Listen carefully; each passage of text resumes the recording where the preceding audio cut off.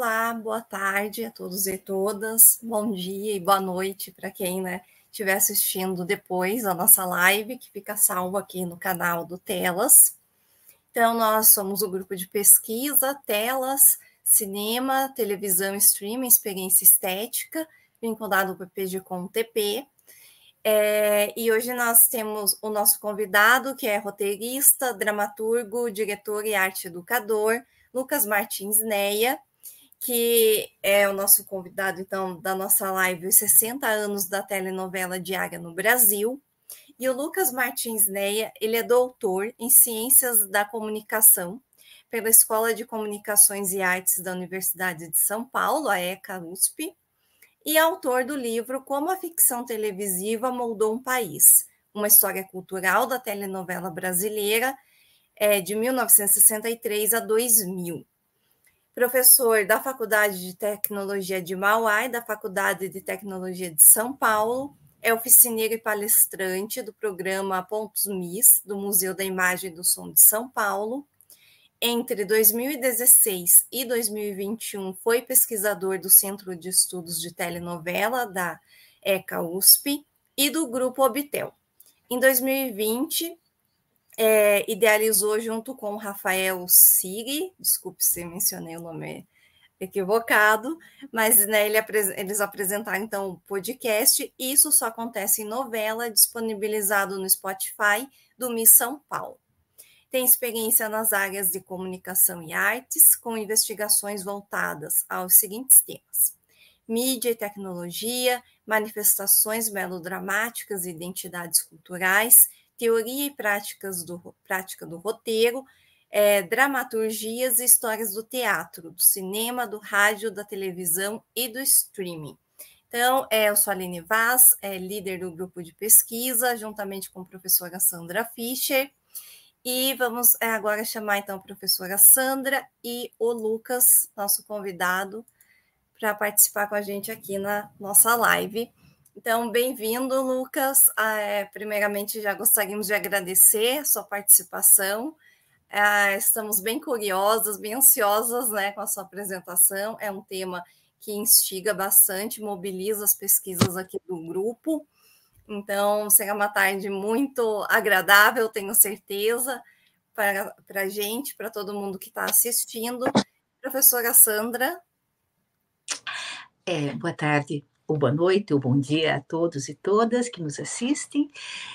A gente quer agradecer muito à plateia, as pessoas que vieram ouvir, o professor Lucas, e agradecer muito especialmente ao professor Lucas, que nos faz a imensa gentileza de trazer hoje a sua fala sobre telenovela, e estamos muito ansiosos. Obrigada, professor. Imagina, eu que agradeço, professora Aline e professora Sandra, pelo convite. É uma honra estar aqui. Já acompanho o grupo e os debates do grupo há algum tempo, então ter essa interlocução mais direta é um privilégio mesmo. E agradeço, a todas, todos que estão acompanhando a gente aqui, desejando também boa tarde, bom dia, boa noite, boa madrugada, para quem estiver vendo a gente em outros horários também. Obrigadão de verdade. Obrigada. Então, nós vamos deixar aqui agora todos com o Lucas. Lucas, fique à vontade e logo mais nós retornamos para a gente debater também junto, lembrando, que todos podem interagir aqui no nosso chat, que depois nós vamos realizar os comentários, as questões, tudo que tiver sido ali comentado no chat, a gente passa para o Lucas, no final da apresentação dele, da fala dele. Muito obrigada. Então, vamos acompanhar tudo aqui. Até mais. Perfeito. Bom, gente, o que eu separei aqui para a gente conversar hoje é um pouquinho, explicar um pouquinho da minha trajetória também de pesquisa no doutorado, que, como eu digo lá na introdução da minha tese, é um pouco um contínuo daquilo que do que eu acompanhei na vida, da minha vida, vamos dizer assim, no âmbito mais pessoal, como fã de telenovela. A gente estava até conversando aqui no início, antes da gente começar a transmissão, desse vínculo que a telenovela de alguma maneira propicia, especialmente no Brasil, tanto entre os pesquisadores, que é um tema que sempre gera esse debate, entre o próprio público, todo mundo no Brasil é um pouco técnico de futebol, sabe jogar escola de samba e, claro, sabe falar se uma novela é boa ou não, Então, eu acho que é interessante porque a gente tem essa familiaridade com o tema de modo geral E aí, essa minha pesquisa, que eu começo a desenvolver ali no mestrado, no nível do mestrado, no programa de pós-graduação em Ciências da Comunicação da ECA USP, sob orientação da professora Maria Imaculata Vassalo de Lopes. Depois ela acaba se desdobrando ali, indo para o nível doutorado direto. E foi uma pesquisa, então, que eu desenvolvi entre 2016 e 2021, dentro do PPG-Com da USP e também dentro do Centro de Estudos de Telenovela, que foi bacana porque eu também tive essa possibilidade de diálogo com o centro, que tem uma trajetória ali, foi fundado em 1992, pensando nessa ideia mesmo da telenovela inserida nos estudos acadêmicos. Então, para mim, foi muito importante também esse passo. E como, né, agora em 2023, a gente comemora os 60 anos desde a estreia de 25499 Ocupado, que foi a primeira telenovela diária, não é? Uma telenovela que em São Paulo começa a ser exibida ali algumas vezes por semana e durante a sua exibição ganha periodicidade diária na TV Excelsior. Achei que seria interessante trazer esse recorte, porque a minha pesquisa, inclusive, não é, vai tratar justamente da telenovela diária. É claro que para a gente falar da telenovela diária, a gente vai ter que pensar na telenovela não diária e mesmo antes, na radionovela, no melodrama, enfim, em todo esse arcabouço que vai formular o que a gente conhece hoje como telenovela brasileira. Então, a ideia, eu queria começar falando um pouquinho dessa minha trajetória de pesquisa também, né, como fã de telenovela, como roteirista e como pesquisador, para depois a gente chegar nesse objeto do qual a gente tem bastante coisa para falar. Eu esqueci, deixa eu colocar aqui, cronometrar minha fala, para eu também não ficar só falando, que eu acho que vai ser bacana depois a gente ter alguma interlocução mesmo. Quem tiver dúvida pode colocar no chat, que eu acho que vai ser, né, como eu disse, o assunto gera mesmo essa discursividade, né? A própria professora Maria Imaculata fala disso nos trabalhos dela, essa ideia da discursividade, da gente estar querendo comentar, falar sobre, então eu acho importante a gente também ter esse espaço. Eu queria começar aqui, na verdade, só explicitando um pouquinho como foi esse meu processo de pesquisa, porque, como eu disse, não é, além de eu ser um fã de telenovela, eu também sou roteirista, né? Tive essa oportunidade de me aprofundar também no decorrer desse meu período de pesquisa no âmbito do roteiro, e, vamos dizer assim, para a gente tentar pensar similaridades entre esses dois universos, eu tentei também, nesse meu processo de pesquisa, escrever tudo como se eu estivesse lidando com um roteiro, seja com um roteiro de telenovela mesmo, eu até brinco, né? Porque a pesquisa acadêmica, de alguma maneira, ela tem essa semelhança com a estrutura aberta da telenovela, porque você começa de um ponto, muitas vezes você não sabe onde vai parar. No meu caso, inclusive, ali, não só no meu caso, no caso de grande parte dos pesquisadores brasileiros, teve uma pandemia no meio do caminho desse processo de pesquisa, já na finalização, na verdade, que foi algo que teve também que exigir da gente ali esse pensamento para você conseguir concretizar a pesquisa, pensando nos seus objetivos iniciais, pensando no que teria que ser modificado, enfim. Então, a gente está lidando com essa estrutura aberta quando a gente fala da pesquisa acadêmica, não é? Muitas vezes a gente pode ou não agradar a plateia quando a gente vai para o exame de qualificação. Então, tem, digamos assim, tudo isso.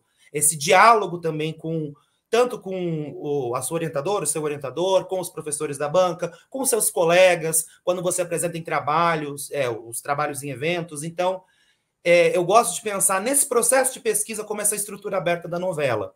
E aí até, né, na hora que eu fui confeccionar esse grande relatório da pesquisa, que é a tese, para eu me situar, vamos dizer assim, eu brinco que o que eu fiz, não é? Eu começo a minha tese com essa frase: a televisão foi a minha primeira janela para o mundo, e eu queria terminar a minha tese com a frase: esta ficção chamada Brasil, porque aí eu tenho um ponto de partida, um ponto de chegada, onde muita coisa pode acontecer, onde eu vou ter que ali pensar nessa questão dos núcleos acadêmicos, né, dos núcleos temáticos da pesquisa, como que você vai estar alinhavando, costurando, questões metodológicas, questões históricas, como a minha pesquisa particularmente histórica, lidando com o contexto, como que você faz ali para tentar fazer essas costuras mesmo.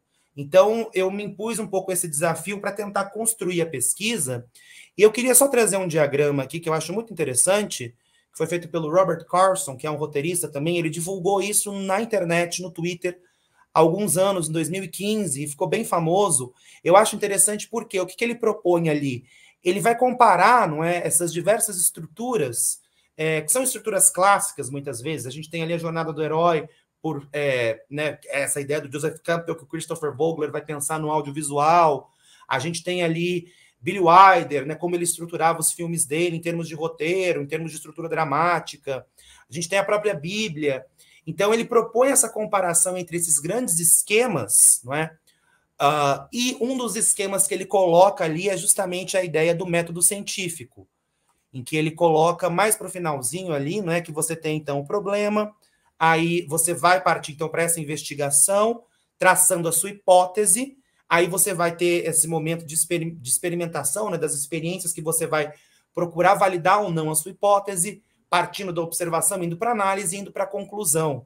Então, eu acho interessante pensar nesse sentido, porque também me ajuda a trazer essa parte da pesquisa, que muitas vezes, né, quando a gente está desenvolvendo, principalmente uma tese de doutorado, uma dissertação de mestrado, mesmo um TCC, eu tive a oportunidade de orientar alguns TCCs agora nesse semestre, então, às vezes, a gente pega aquilo como com peso, como nós vamos desenvolver, e, de alguma maneira, aproximar dessa minha outra área profissional, que é o roteiro, me ajudou nesse momento de confecção da pesquisa. E então eu acho que é também, né, aproveitando até o espaço mesmo da pós-graduação da Universidade de Tuiuti, que tem esse propósito também de estar pensando nesses vínculos com a criação narrativa, com o próprio mercado, né, com o mercado audiovisual brasileiro como um todo. Acho interessante, nós como pesquisadores, também como realizadores do audiovisual, a gente aproximar essa prática de pesquisa do que a gente vai fazer de fato, não é? E aí, só para, antes da gente partir para a discussão propriamente dita, não é? A minha pesquisa, ela tinha esse título, né? Como a ficção televisiva moldou um país, uma história cultural da telenovela brasileira. E essa ideia, né, em que eu falo dessa questão do moldar, por que eu coloco a ficção televisiva moldou um país, não é? Eu estou partindo um pouco das ideias da professora Susana Kilp, que ela vai falar muito dessa ideia de molduras e moldurações. E aí eu penso muito nessa ideia do verbo moldar com uma dupla acepção, vamos dizer assim. Porque eu vou defender que as telenovelas tanto emolduraram como modelaram também noções de brasilidade ao longo dessa história que eu investigo, não é? Nesse processo de retroalimentação com o ideário, ou a gente pode chamar mesmo com ethos melodramático, que a gente tem, né, de maneira muito forte na América Latina e também no Brasil. Às vezes a gente esquece que nós também somos América Latina, não é? Então, eu penso, quando eu coloco moldar também no título do trabalho, nessa ideia. Teria um pouco a ver com a ideia do to build, em inglês, que aí a gente pode pensar em world building, né, a questão da construção de mundos, porque é muito dessa ideia da construção, ou mesmo, né, para a gente pensar aqui da imaginação televisiva, não é aquilo que é imaginado pela nossa televisão.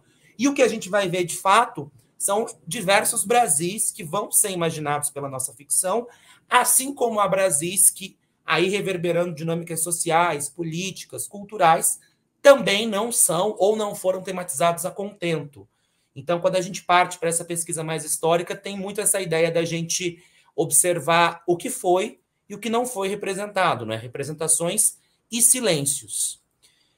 E aí, vamos dizer assim, para embasar essa minha análise, para eu pensar justamente nessa questão desse ethos melodramático, eu fiz uma investigação ali no primeiro capítulo já com relação ao melodrama, de modo geral. Aí a gente pode estar pensando no melodrama tanto como um gênero ou como um modo de estruturação dramática, uma estrutura dramática.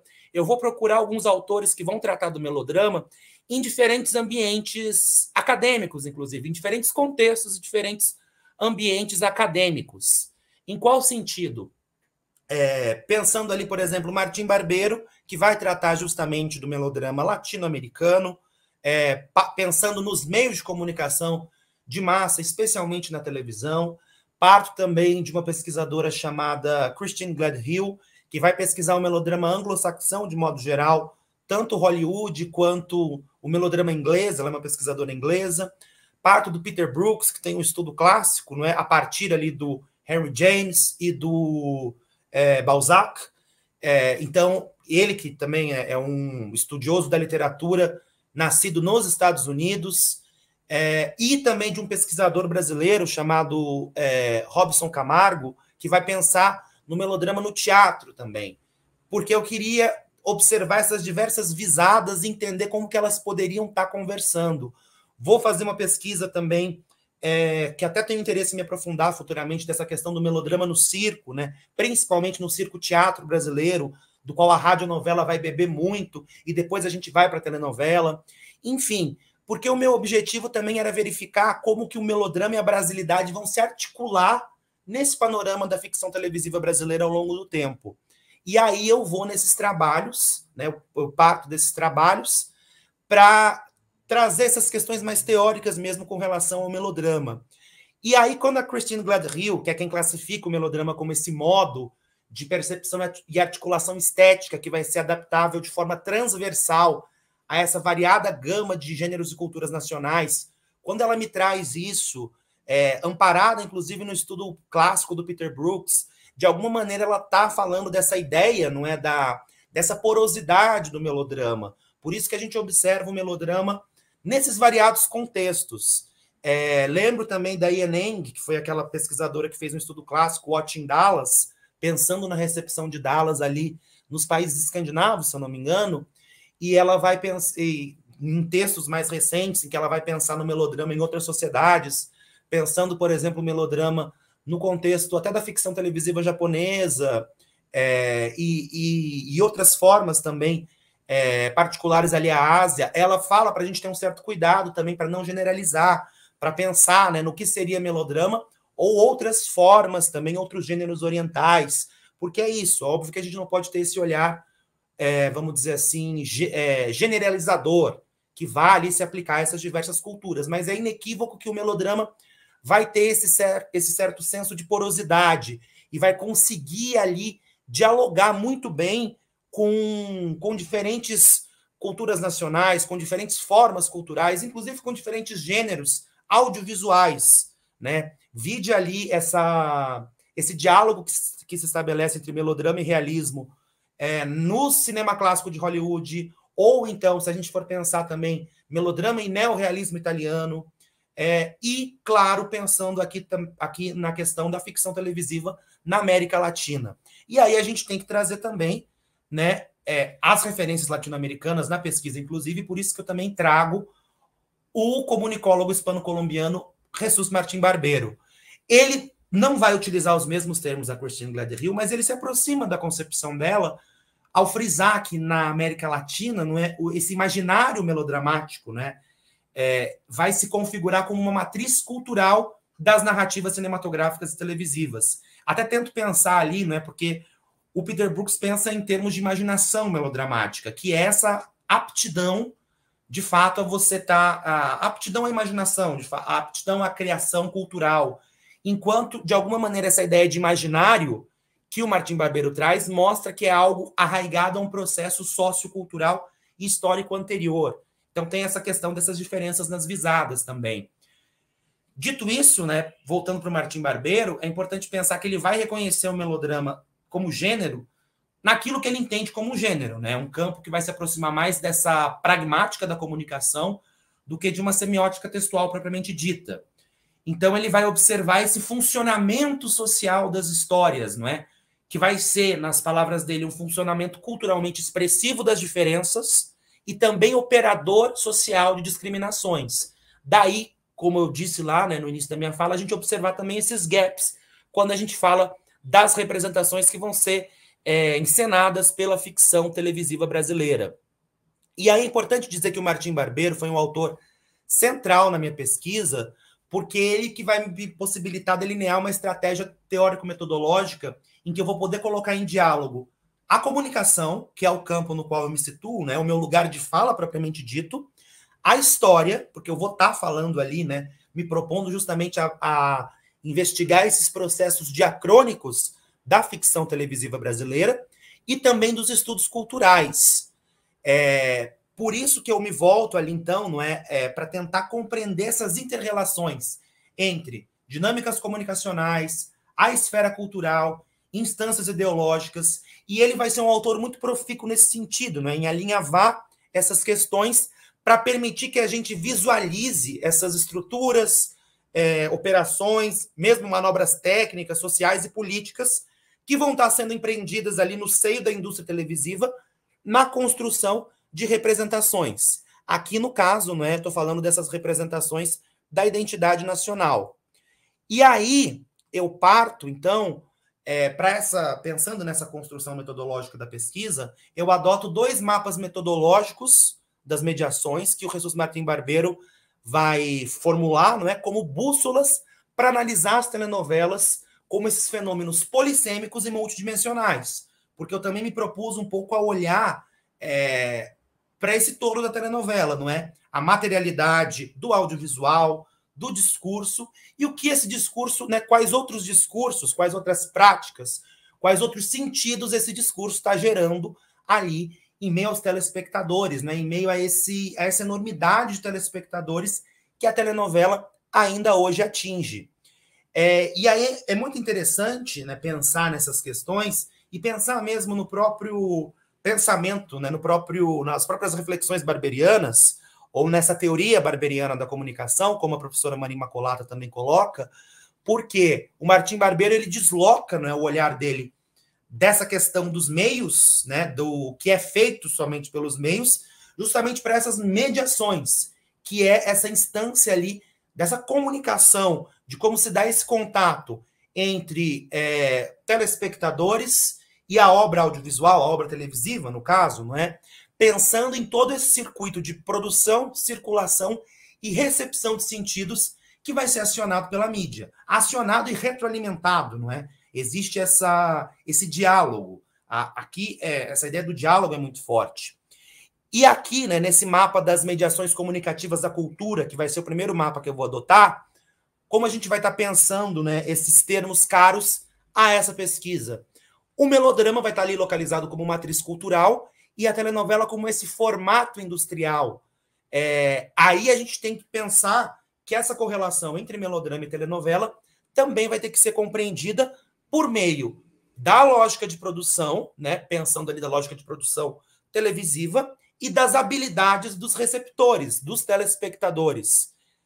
A esse mapa, eu vou articular o mapa das mutações culturais, a fim de compreender esse desenvolvimento das relações entre essas questões que a gente está colocando para pesquisa.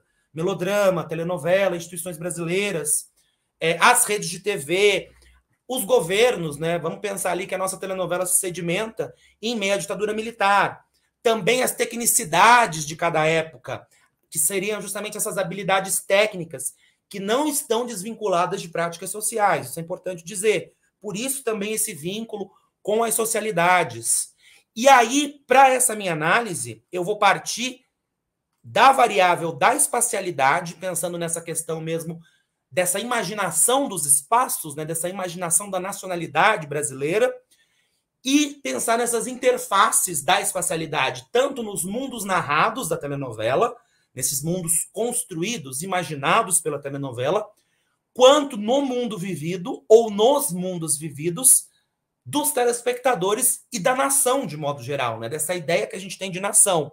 Justamente para observar de que modo que a ficção televisiva brasileira vai forjar essas brasilidades, esses construtos de identidade nacional que vão incorporar a ética e a estética melodramática, além de se retroalimentarem com todo esse repertório da cultura popular e de um imaginário moderno do Brasil. Aí eu trabalho, né, eu penso nessa mediação básica, que seria a espacialidade, nesse devir em que vão se encontrar linguagem, o texto audiovisual e os seus paratextos, espaço como objeto histórico também, pensando ali nessas disputas que a gente tem mesmo com relação a esses sentidos. Por isso eu vou beber muito em autores como Milton Santos, Rogério Resbart, o próprio Edward Said também, que vai pensar em questões de orientalismo, que são autores que vão considerar, não é, o espaço como esse conjunto de formas representativas de fatores sociais do passado e do presente. E aí, claro que a gente vai ter que falar de sentidos de identidade e pertencimento. É útil, né, a gente pensar nessas ideias de espaço para falar de identidade, de pertencimento, que são termos, né, que são noções que vão ser caras também à minha pesquisa.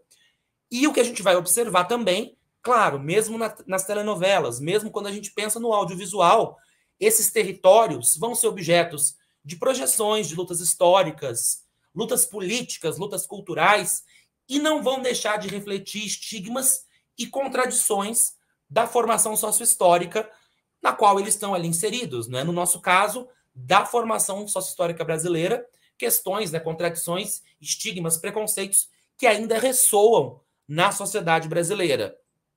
Então, o que eu fiz, não é, pensando nessas, vamos dizer assim, nesses parâmetros teórico-metodológicos da minha pesquisa, eu parti, então, para essa investigação dessa diacronia da telenovela brasileira. Aí eu até utilizo um termo, né, é um termo que, vamos dizer assim, Humberto Eco não conceitua, mas ele utiliza muito bem naquele livro 6 Passeios pelos Bosques da Ficção.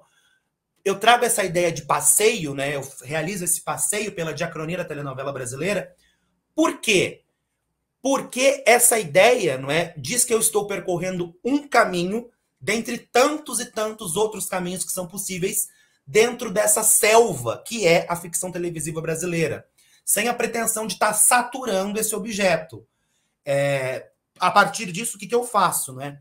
Eu vou buscar essas periodizações, esses estudos que já pensaram a telenovela sob esse ponto de vista histórico.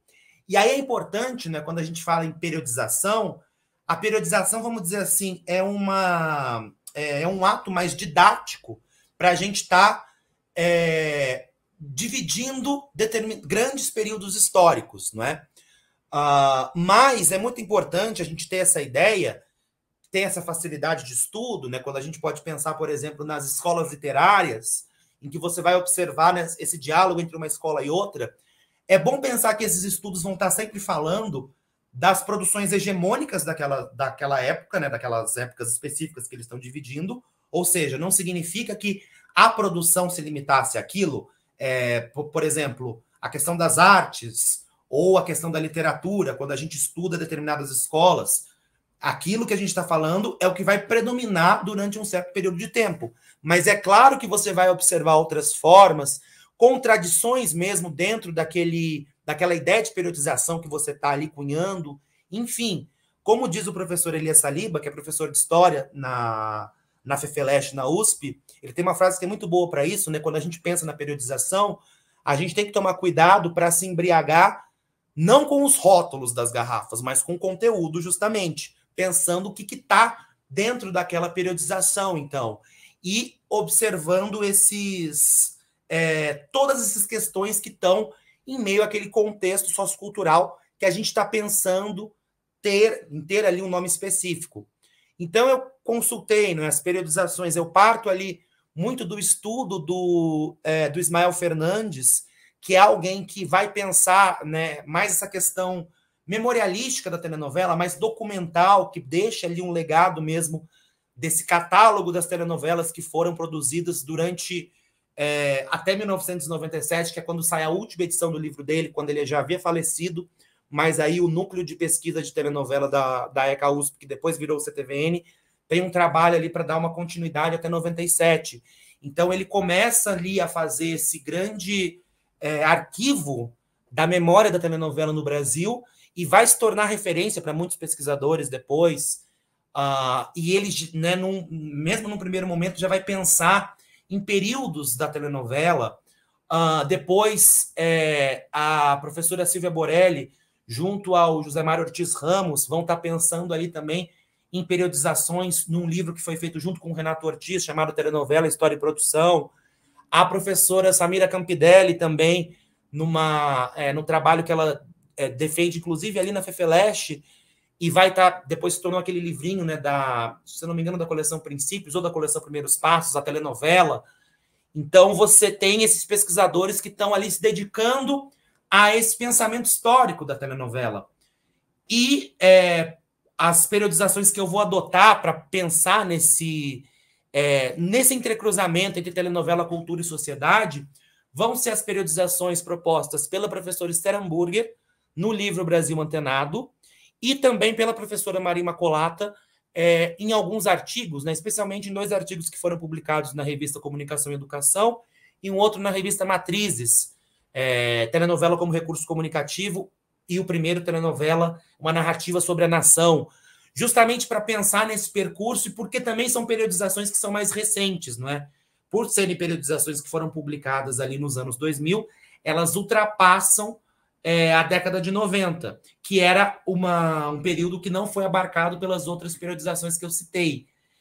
Aí, o que eu fiz? Eu cruzei todas essas periodizações com os achados empíricos da minha pesquisa. Quando eu falei ali que eu pensei nessa ideia da espacialidade, então eu fui até, né, Ismael Fernandes, fui até o site do Nilson Xavier, que é outra pessoa que luta, né, batalha por essa questão da manutenção da memória da ficção televisiva no Brasil. Fui até esses sites para pesquisar as telenovelas diárias que foram exibidas nesse recorte que eu abarco na pesquisa, né, de 1963, a primeira telenovela diária, até 2020, que foi ali o último ano na íntegra que eu tive a oportunidade de estar desenvolvendo a investigação. Eu defendo ali em meados de 2021, então eu só consegui, de fato, abarcar ali até 2020, não é? Nessa pesquisa. E eu vou procurar ver esses títulos, né, que foram exibidos nesse período, para ver em quais eram as ambientações dessas narrativas. Em qual sentido? A novela X era ambientada em São Paulo, a novela Y no Rio de Janeiro, enfim. Novelas, por exemplo, como Clone, como América, que entrou ontem em cartaz no Viva, inclusive, nessas novelas da Glória Pérez dos anos 2000, que sempre se passam no Rio de Janeiro, em algum outro lugar do mundo. Aí o que eu faço? Até para conseguir ali catalogar, né, para conseguir tratar esses dados, eu considero a ambientação majoritária, que no caso seria o Rio de Janeiro. Tudo isso para dizer o quê? Tudo isso para dizer que eu trabalhei ali com um total, né, nesse esse meu objeto empírico maior, eu trabalhei com um total de 677 telenovelas que foram exibidas nesse período. Eu acho até que está aqui no próximo slide. Só para ter essa noção. 677 telenovelas que foram exibidas nesse período, pensando ali em termos de ambientação. E aí, claro, a gente vai observar essa predominância da ambientação, tanto em São Paulo, que foi o local onde foi sede ali que sediou as primeiras emissoras, Tupi, Excelsior, cedia até hoje a Bandeirantes, o SBT, a própria Record, apesar da Record ter esse núcleo de dramaturgia agora no Rio de Janeiro. Depois, Rio de Janeiro, que é a segunda cidade ali que vai ter esse maior número de ambientações. Aí eu criei essas outras categorias, não é? Porque quando você observa o interior do Brasil vai ser tratado como uma entidade específica. O exterior também como essa entidade, essa questão do exótico, que a gente vai discutir mais calmamente daqui a pouco. Só para dizer que eu cruzei, não é, essas periodizações da professora Esther Hamburger e da professora Maria Imacolata com esses meus achados empíricos, que foi esse tratamento, não é, desses dados relativos a essas 677 telenovelas. A gente tem ali um número de 79 telenovelas que não foram, cuja ambientação não foi identificada, e esse número diz respeito majoritariamente aos primeiros anos da telenovela diária, que é justamente quando muita coisa se perde, não é? A gente tem poucos registros dessa época, por quê? Como a gente vai conversar aqui também, o advento do videotape, que vai garantir essa transmissão, essa gravação das novelas para serem transmitidas diariamente, não vai ser uma garantia de você ter salvaguardado aquele material. Por quê? Porque, por conta dos custos operacionais, as emissoras vão gravar por cima dessas fitas. Então, a gente tem pouca coisa desses primórdios da telenovela diária mesmo, por conta dessas questões. E aí, o que eu fiz também, não é? Essa minha pesquisa não se deteve só na questão dos registros audiovisuais. Eu entrava, por exemplo, na página Teledramaturgia do Nilson Xavier, na página relativa a cada telenovela, para ler a sinopse e ver se eu identificava a ambientação. Recorri muito à hemeroteca digital da Biblioteca Nacional, que tem revistas como Intervalo, revista do rádio, que vai falar de televisão ali no final do seu ciclo, para pesquisar sobre essas telenovelas, para ver se eu tinha algum lampejo e saber ali onde alguns títulos foram ambientados. Mas eu, infelizmente, não consegui ali esses 79 títulos. Vamos dizer assim, uma pesquisa que continua, na verdade, não é? Eu, particularmente, eu sou esse rato da hemeroteca digital também, que gosta de estar ali pesquisando essas notícias de revistas dos anos 60, dos anos 70, e a gente acaba achando outras informações. Então, é uma pesquisa que que eu posso estar ali, quem sabe, descobrindo alguma coisa com relação a esses 79 títulos. Mas ali nesse momento de fechamento da pesquisa, infelizmente, eu ainda não tinha conseguido encontrar essas questões.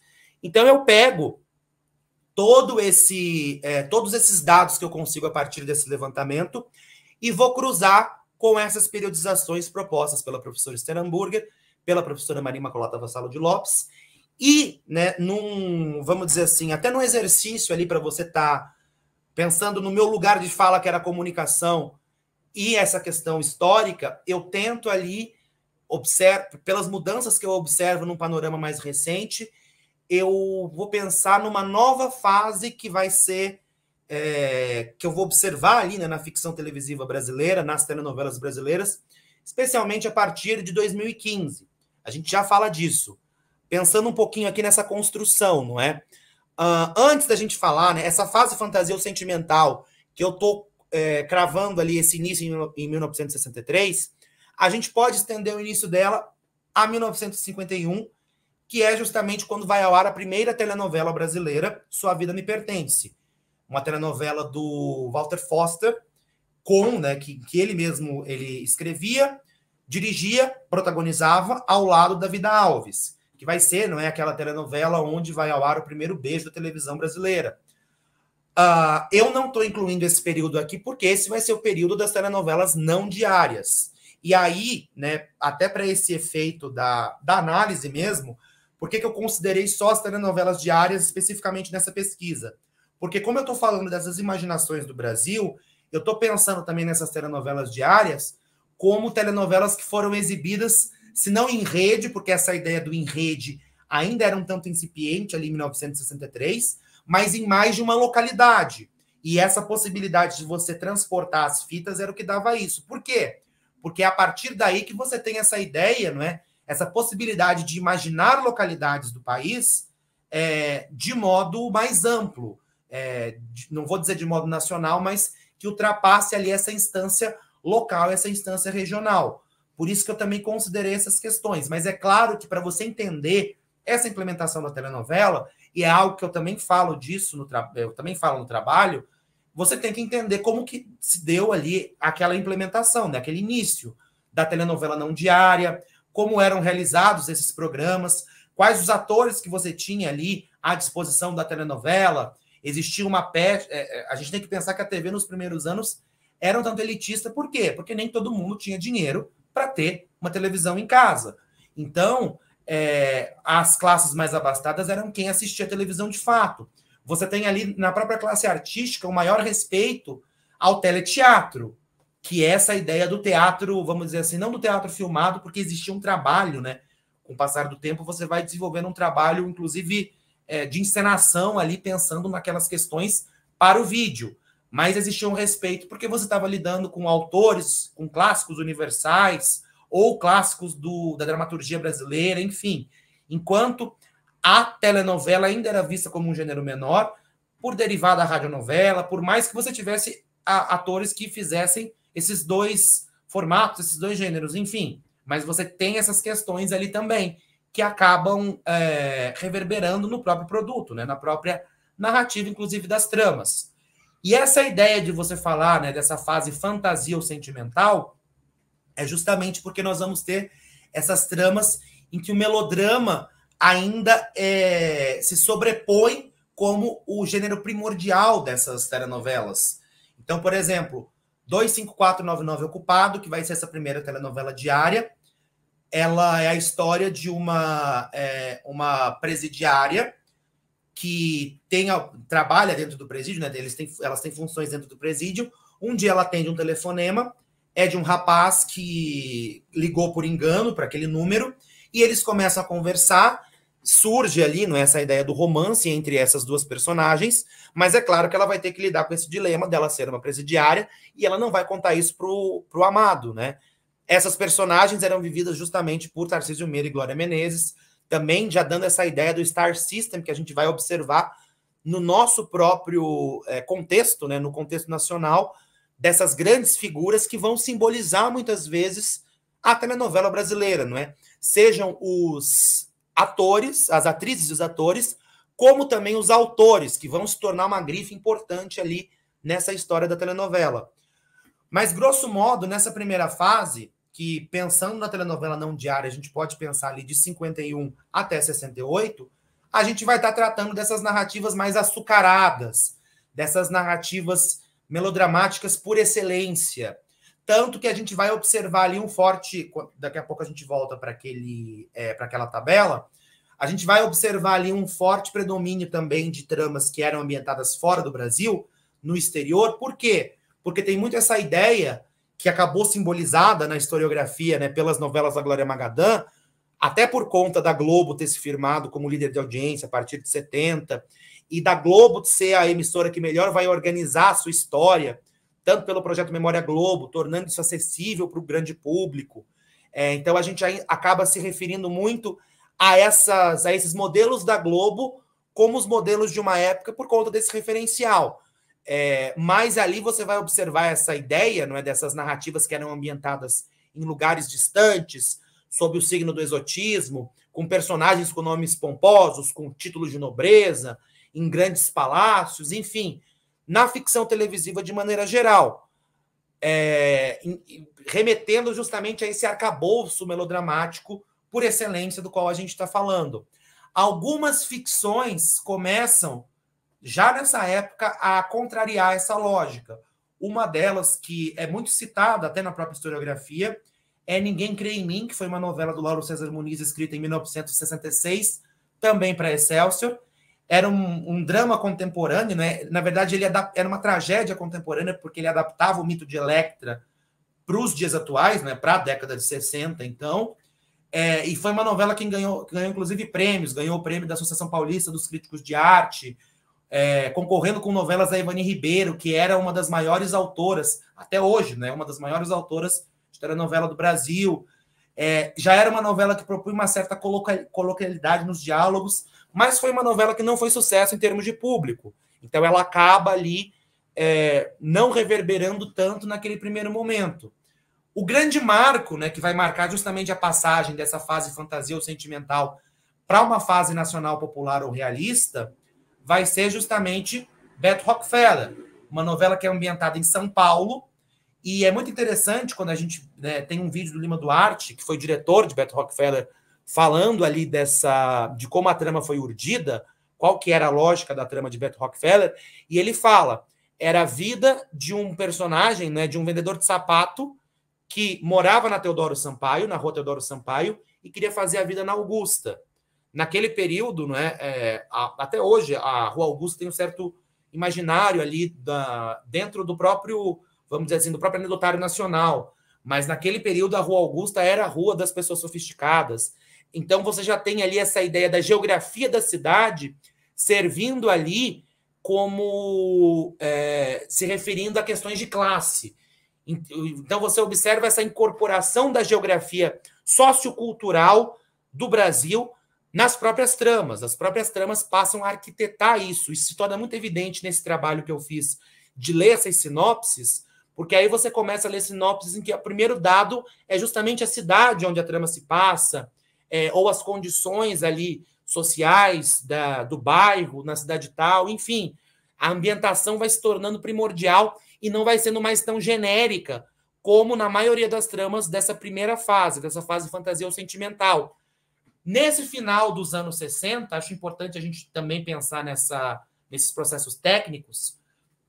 O videotape ele já vai estar possibilitando ali, então, que algumas telenovelas sejam exibidas em mais de uma praça, como a gente chama.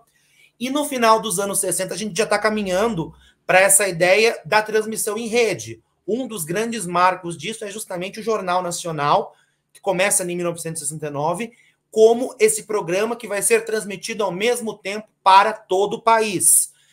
Isso também, de alguma maneira, está edulcorando o ideal de integração nacional do próprio governo militar, que foi instaurado ali em 64.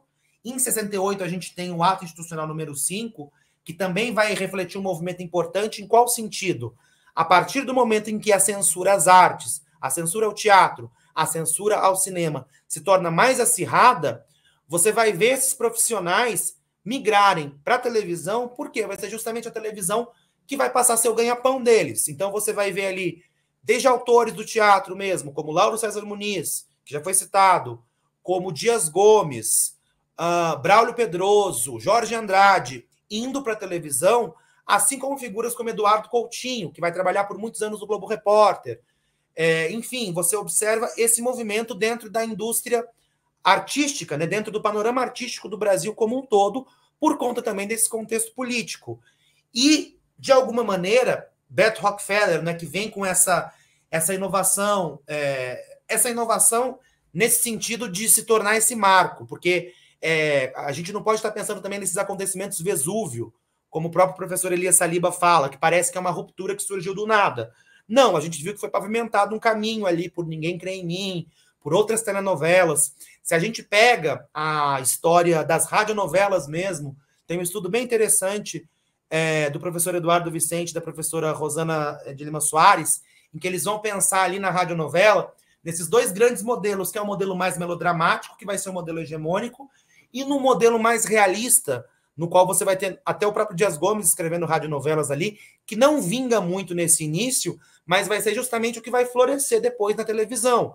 Então, é importante a gente pensar nesses processos históricos, né, nessas sístoles e diástoles, vamos dizer assim, desses processos como um todo, para você ter esses fenômenos como Beto Rockefeller, que vai ser entendida, então, né, como essa grande narrativa da nação, porque foi feita no momento certo, para o público certo, teve um bom reconhecimento do público, da crítica, e você começa a observar ali essa mudança de modo mais amplo nas outras telenovelas, né? A personagem do Luiz Gustavo, que era justamente esse vendedor de sapato. Ele tinha um amigo, que era o Plínio Marcos, que era mecânico, aí ele pegava os carros dos bacanas que deixavam o automóvel na oficina do amigo e fingia nos finais de semana que ele era parente da família Rockefeller dos Estados Unidos, daí o nome da novela. Então você já tem essa figura do anti-herói que vai ser tão aclamada, principalmente ali a partir dos anos 90, na ficção televisiva estadunidense, né, a partir de títulos como Família Soprano, Breaking Bad, enfim. Você já tem essa figura presente ali também nesse momento, indo totalmente, né, sendo completamente oposto do herói melodramático, que é aquele herói impoluto, que não comete erros, enfim. Então você tem esse marco importante. Em 1968, nesse momento, não é, até 1970, você tem, de 68 até 72, vamos dizer assim, você tem a Globo se consolidando como essa líder de audiência, como uma indústria televisiva de fato, né? Talvez o que diferencia a Globo dessas outras emissoras seja justamente essa capacidade de entender essa questão como um grande negócio e de absorver essas mudanças que a gente vai observar nas outras emissoras, nesse paradigma dramático das outras emissoras, com uma maior facilidade para os seus títulos. Então, nesse momento, a Globo se consolidando como líder de audiência vai pegar esse modelo que foi ali, então, firmado, sedimentado por Beto Rockefeller e adotar para a sua teledramaturgia de modo geral, contando com nomes como Jeanette Claire, que vai abrasileirar, não é, esse melodrama no horário das 8, ou então esses nomes que vieram do teatro, que vão estar ali sediados no horário das 10 da noite da Globo, que era um horário de maior experimentação. E aí você vai ter essa era dos grandes campeões de audiência. De alguma maneira, aí é interessante também pensar nesse movimento como um momento em que a gente tem essa grande equação da telenovela brasileira se consolidando. Nessa primeira fase, a gente vai ter esse destaque para as ficções mais melodramáticas, e nomes como Jeanette Claire e Ivani Ribeiro, que são profissionais que vêm do rádio, que têm essa carpintaria radiofônica, e que conhecem essa estrutura de uma história seriada, que vai estar ali todo dia entrando na casa das pessoas, tem essa ideia do cotidiano dentro das narrativas, que vai ser extremamente importante para o padrão da telenovela brasileira. Tudo isso vai se unir ali com essas questões que já eram problematizadas pelo teatro, né? Com essas temáticas sociais que vinham sendo o cerne ali do teatro pré-64, pré-68, e justamente com essa quebra, com a ida desses profissionais, eles também passam a apresentar essas inquietações que eles já expunham no palco, também na televisão. E aí, vamos dizer assim, eu acho que a década de 70 vai ser esse grande laboratório em que você vai observar a convergência desses dois paradigmas, para a gente então chegar na década de 80 com uma outra geração de autores, Gilberto Braga, Manuel Carlos, Silvio de Abreu, um pouco mais depois a própria Glória Pérez, Agnaldo Silva, que vão lidar melhor com essa equação, né? Equacionar melhor essas questões. E aí, como eu disse, você tem essa era dos grandes campeões de audiência, pensando ali nos anos 80, né? Guerra dos Sexos, Rock Santeiro, Tititi, Tieta, Vale Tudo, que vão ser novelas também que vão trazer essas questões sociais e esses problemas, né, muito mais vinculados ao que a gente entende como brasilidade, de uma maneira mais evidente, não significando que o melodrama ficou de lado. Vamos dizer assim, tem uma frase do Aimar Labak, que é um autor de teatro, autor de telenovelas também, tem atuado como colaborador em algumas telenovelas. Eu fiz um curso dele uma vez na Unicamp, de teledramaturgia, e ele fala uma coisa muito interessante, que com essa mudança de paradigma, os autores pegam o melodrama e colam por cima dele uma camada de drama. Então, você não tem o melodrama tão evidenciado, mas é ele quem continua a operar ali esses esquemas, esses estratagemas narrativos. Ele ainda está por trás dessas narrativas como essa grande estrutura. Então, é importante a gente entender que o melodrama não vai sair de cena, mas sim está se consubstanciando com esses outros gêneros, com o drama, com a comédia, pensando ali principalmente nas novelas das 7, em que você consolida o gênero comédia romântica com Cassiano Gabus Mendes e depois a comédia rasgada com o Silvio de Abreu, nessas novelas das 7 da Globo. A gente tem o Sérgio Joikman na Tupi também, brincando muito com essa ideia da comédia, não é? A Tupi, ela acaba por investir em narrativas mais tradicionais, depois de Beto Rockefeller, mas ela tem momentos bem interessantes de experimentação, como Dinheiro Vivo, escrita pelo Mário Prata, já ali quando a emissora estava para fechar, que é uma novela que fala um pouco, né? A gente estava ali em 79, que era quando a gente tem ali a ideia da anistia, né? A implementação da lei da anistia. Então, se falava muito dessas questões dos presos políticos, né? Dos exilados que estavam voltando. E aí a novela apresentava um prólogo em que você via que o personagem principal sumia numa perseguição política nos anos 60, claramente aludindo ali aquele período de perseguições da ditadura, num momento em que você estava mais autorizado, vamos dizer assim, a falar, obviamente, do que antes. Mas você vai observar isso sendo trazido por uma novela da Tupi no final dos anos 70, né? Já fruto desse novo ambiente político que permite que você pense em voz alta, vamos dizer assim, acerca dessas questões. Então, a telenovela vai incorporando esses assuntos a esses temas clássicos do folhetim. E aí a gente tem esses grandes expoentes que são Rock Santeiro e Vale Tudo. Para a gente seguir, porque eu estou vendo que meu tempo está quase acabando, o tempo que a gente tinha separado para eu falar aqui, nos anos 90, né, em 1990 precisamente, a gente tem um outro marco importante que vai ser Pantanal, feito pela TV Manchete, que vai jogar luz ao centro-oeste do país. A gente tinha ali essas novelas rurais que eram ambientadas majoritariamente no Nordeste. E aí você tem também, né, toda a criação desse Nordeste imaginado, que já existia nos outros campos da cultura, como o Durval Muniz de Albuquerque Júnior vai falar no livro dele, a invenção do Nordeste e outras artes. A gente tem esse Nordeste imaginado também se apresentando ali na ficção televisiva, e a ficção televisiva servindo como um agente importante na construção dessa imaginação acerca da região Nordeste, não é? Manietando todas as diferenças culturais de uma região composta por 9 estados, diversos sotaques, enfim, se transformando naquela ideia ali, que muita gente, inclusive, brinca, não é? O sotaque nordestino da novela das 8. Aparece, inclusive, em programas de humor da época, se referindo a isso. E aí a gente tem esse olhar agora para o centro-oeste do país, e essas narrativas, né, com o Pantanal, a gente vai observar ali também o maior número de narrativas ambientadas no interior, para além daquelas novelas mais tradicionais das 6 da tarde da Globo também. O Benedito Rui Barbosa também sendo alçado ali a um dos principais horários, ao horário nobre da televisão, de fato, né? Primeiro na Manchete, depois para a Globo, que era algo pelo qual ele sempre lutava. Uma narrativa que vai ter tons fantásticos também nesse sentido, né? A mulher que vira onça, o homem que vira sucuri, E isso provocando, então, esse outro, vamos dizer assim, trazendo essa outra fase para a telenovela, que vai ser esse momento em que a telenovela vai se voltar cada vez mais a essas questões que estão no dia a dia da esfera pública da nação. Aí você vai ter a consolidação do que se convencionou a chamar de merchandising social, que são essas ações socioeducativas inseridas no meio da trama, que muitas vezes vão levar a movimentos da própria sociedade com relação a determinados temas.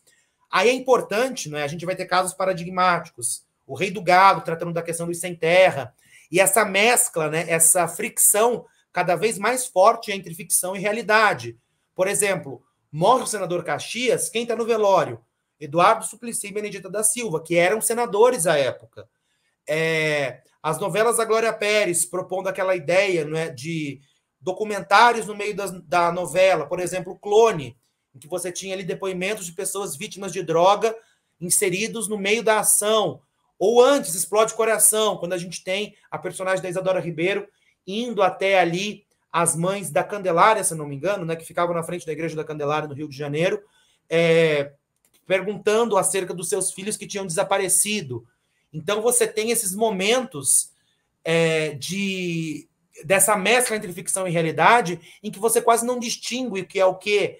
Mulheres Apaixonadas, quando a personagem do Tony Ramos e da Vanessa Gerbelli, que acaba morrendo depois, são vítimas de um tiroteio. Depois tem uma passeata a favor do desarmamento, do qual o Tony Ramos está lá, como ele aparece nas matérias, claro, como o ator Tony Ramos, mas na novela ele aparece como a personagem. Mulheres Apaixonadas é um caso interessante, porque você vai ter depois a aprovação do Estatuto do Idoso e da Lei Maria da Penha no Congresso, né? Depois de uma novela que falou sobre esses temas. Não significa que a novela tenha sido diretamente responsável por isso, mas a gente tem que pensar a novela como um agente social que, no meio daquele tecido, favorece a ampliação do debate e leva a gente a estar pensando, né? Leva esses debates para o Congresso Nacional, e aí a gente tem a aprovação dessas leis. Um caso similar depois aconteceu com Cheias de Charme, que foi ali exibida em meio à promulgação da PEC das domésticas. Enfim, você tem a telenovela como esse agente social que vai ser um dos catalisadores dessas mudanças que a gente vai observar na cena política, né? Na cena institucional do país, vamos dizer assim. Então, você observa nessa fase, por isso que a professora Esther Hamburger chama essa fase de intervenção, né? A professora Imaculata chama essa fase de naturalista, por quê? Porque é um aprofundamento do realismo visto na fase anterior. Então, você tem todas essas dinâmicas. Tudo isso para dizer que aí, quando a gente chega ali nos anos 2010, é importante a gente pensar não só nas dinâmicas sociais, é claro, que a gente vai ter ali, por exemplo, a questão da ascensão da classe C, principalmente no começo dos anos 2010, isso reverberando na ficção televisiva, mas também nas mudanças sociotécnicas que a gente observa no tecido social como um todo. O que eu quero dizer? A gente vai ter ali a ascensão das redes sociais digitais, a ascensão da internet como um todo, depois as redes sociais, servindo como esse canal para as pessoas estarem comentando sobre as telenovelas e tudo mais.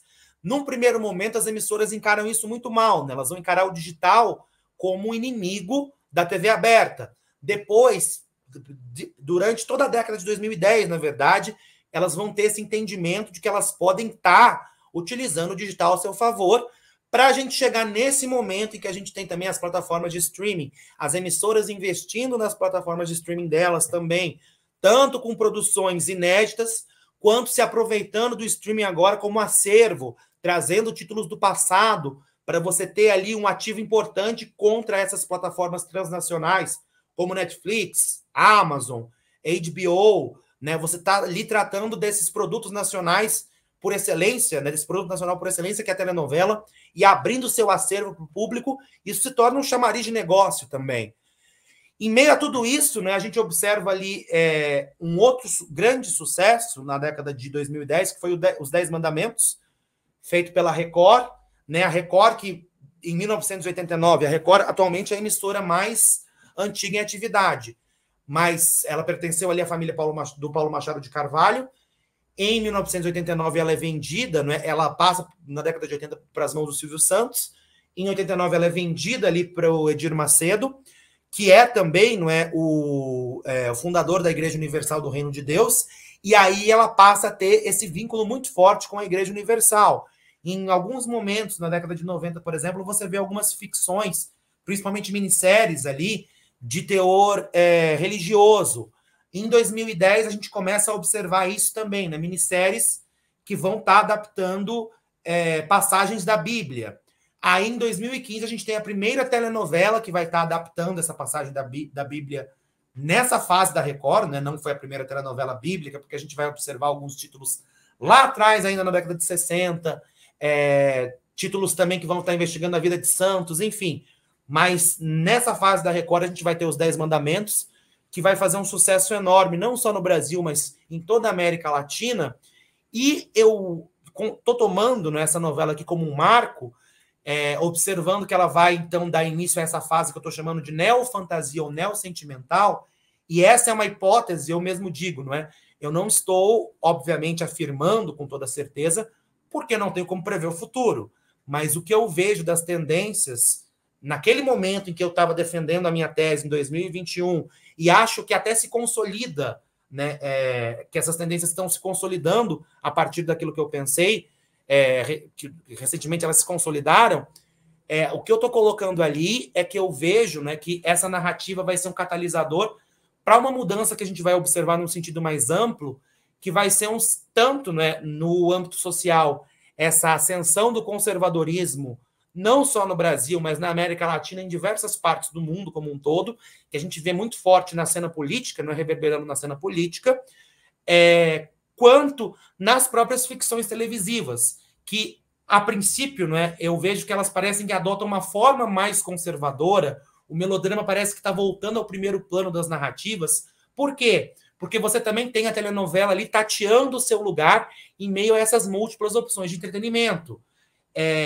E aí eu aponto isso já no meu trabalho, quando eu defendi em 2021, e até pelo que a gente tem visto recentemente, não é? Essa onda de remakes, aí é importante dizer, né, o que os críticos sempre falam, remakes sempre existiram, mas agora você está tendo remakes pensados para o horário das 8 da Globo, de uma maneira muito mais frequente do que antes. Então, por exemplo, por muito tempo, né, até ali 2020, o único remake que eu tive feito, de forma aberta, pelo menos, no horário das 9, né, que a gente chama de horário das 9 agora, no horário das 9 da Globo, foi Selva de Pedra, que era uma novela de 72, que foi refeita em 86.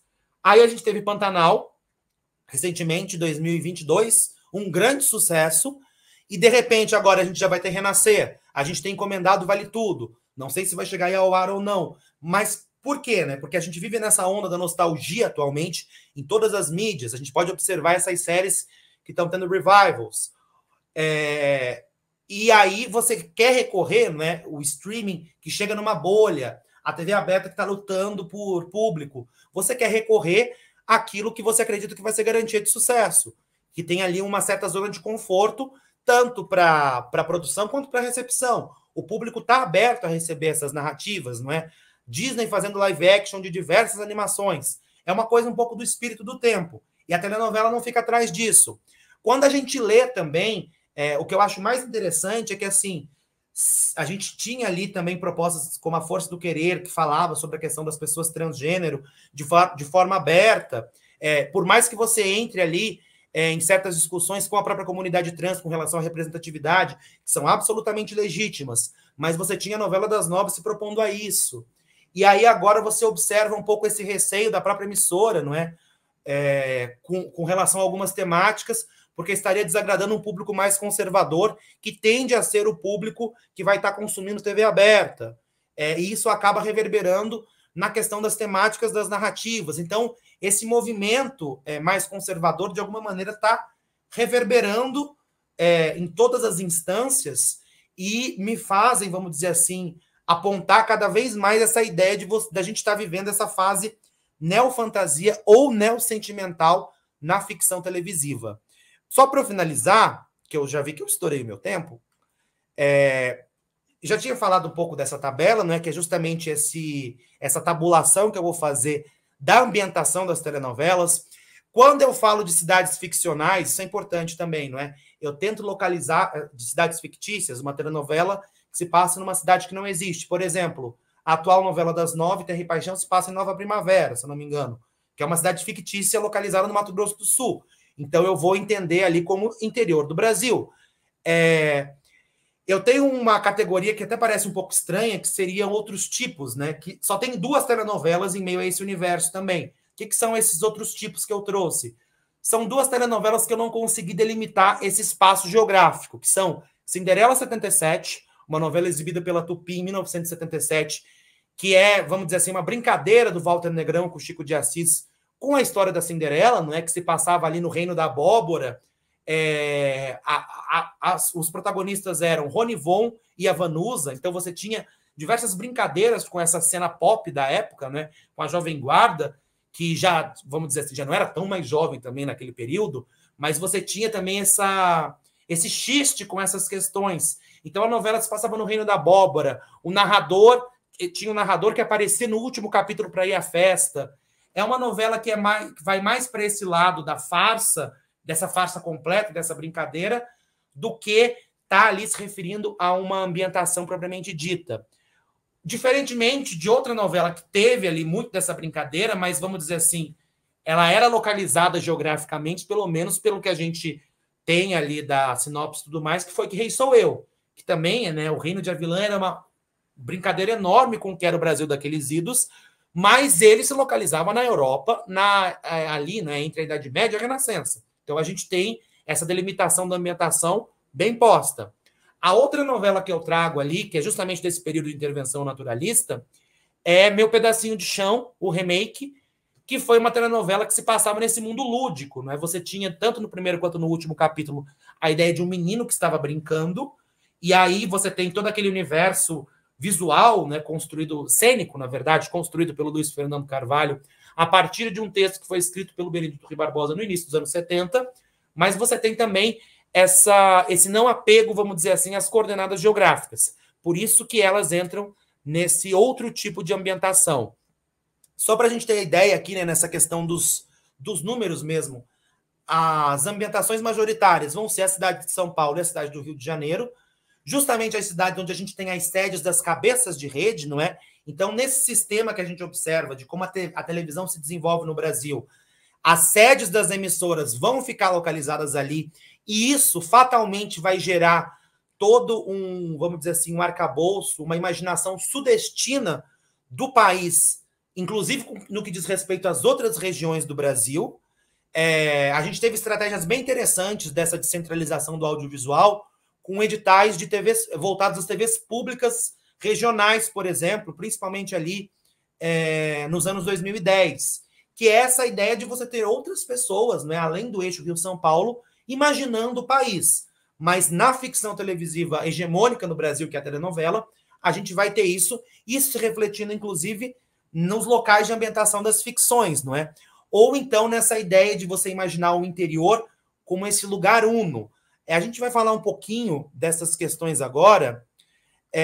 Eu queria só mostrar alguns vídeos para vocês, começando aqui pelo vídeo 1, para a gente pensar nos 4 tipos de ambientações majoritárias que a gente vai observar, então, na ficção televisiva ao longo do tempo. Aí o vídeo 1 traz algumas imagenzinhas de São Paulo, não sei se daria para colocar o vídeo 1 agora, para a gente ver. Perfeito. Então, não é? O que a gente tem quando a gente pensa em São Paulo? São Paulo, que vai ser essa ambientação majoritária da ficção televisiva, vai ser esse lugar das multidões. A gente vai ter São Paulo como essa ambientação preponderante nas telenovelas da fase fantasia ou sentimental. Por quê? Porque Tupi e Excelsior, as 2 emissoras que mais produziram ficções televisivas naquele período, estavam localizadas, né? Tinham a sede localizadas na cidade.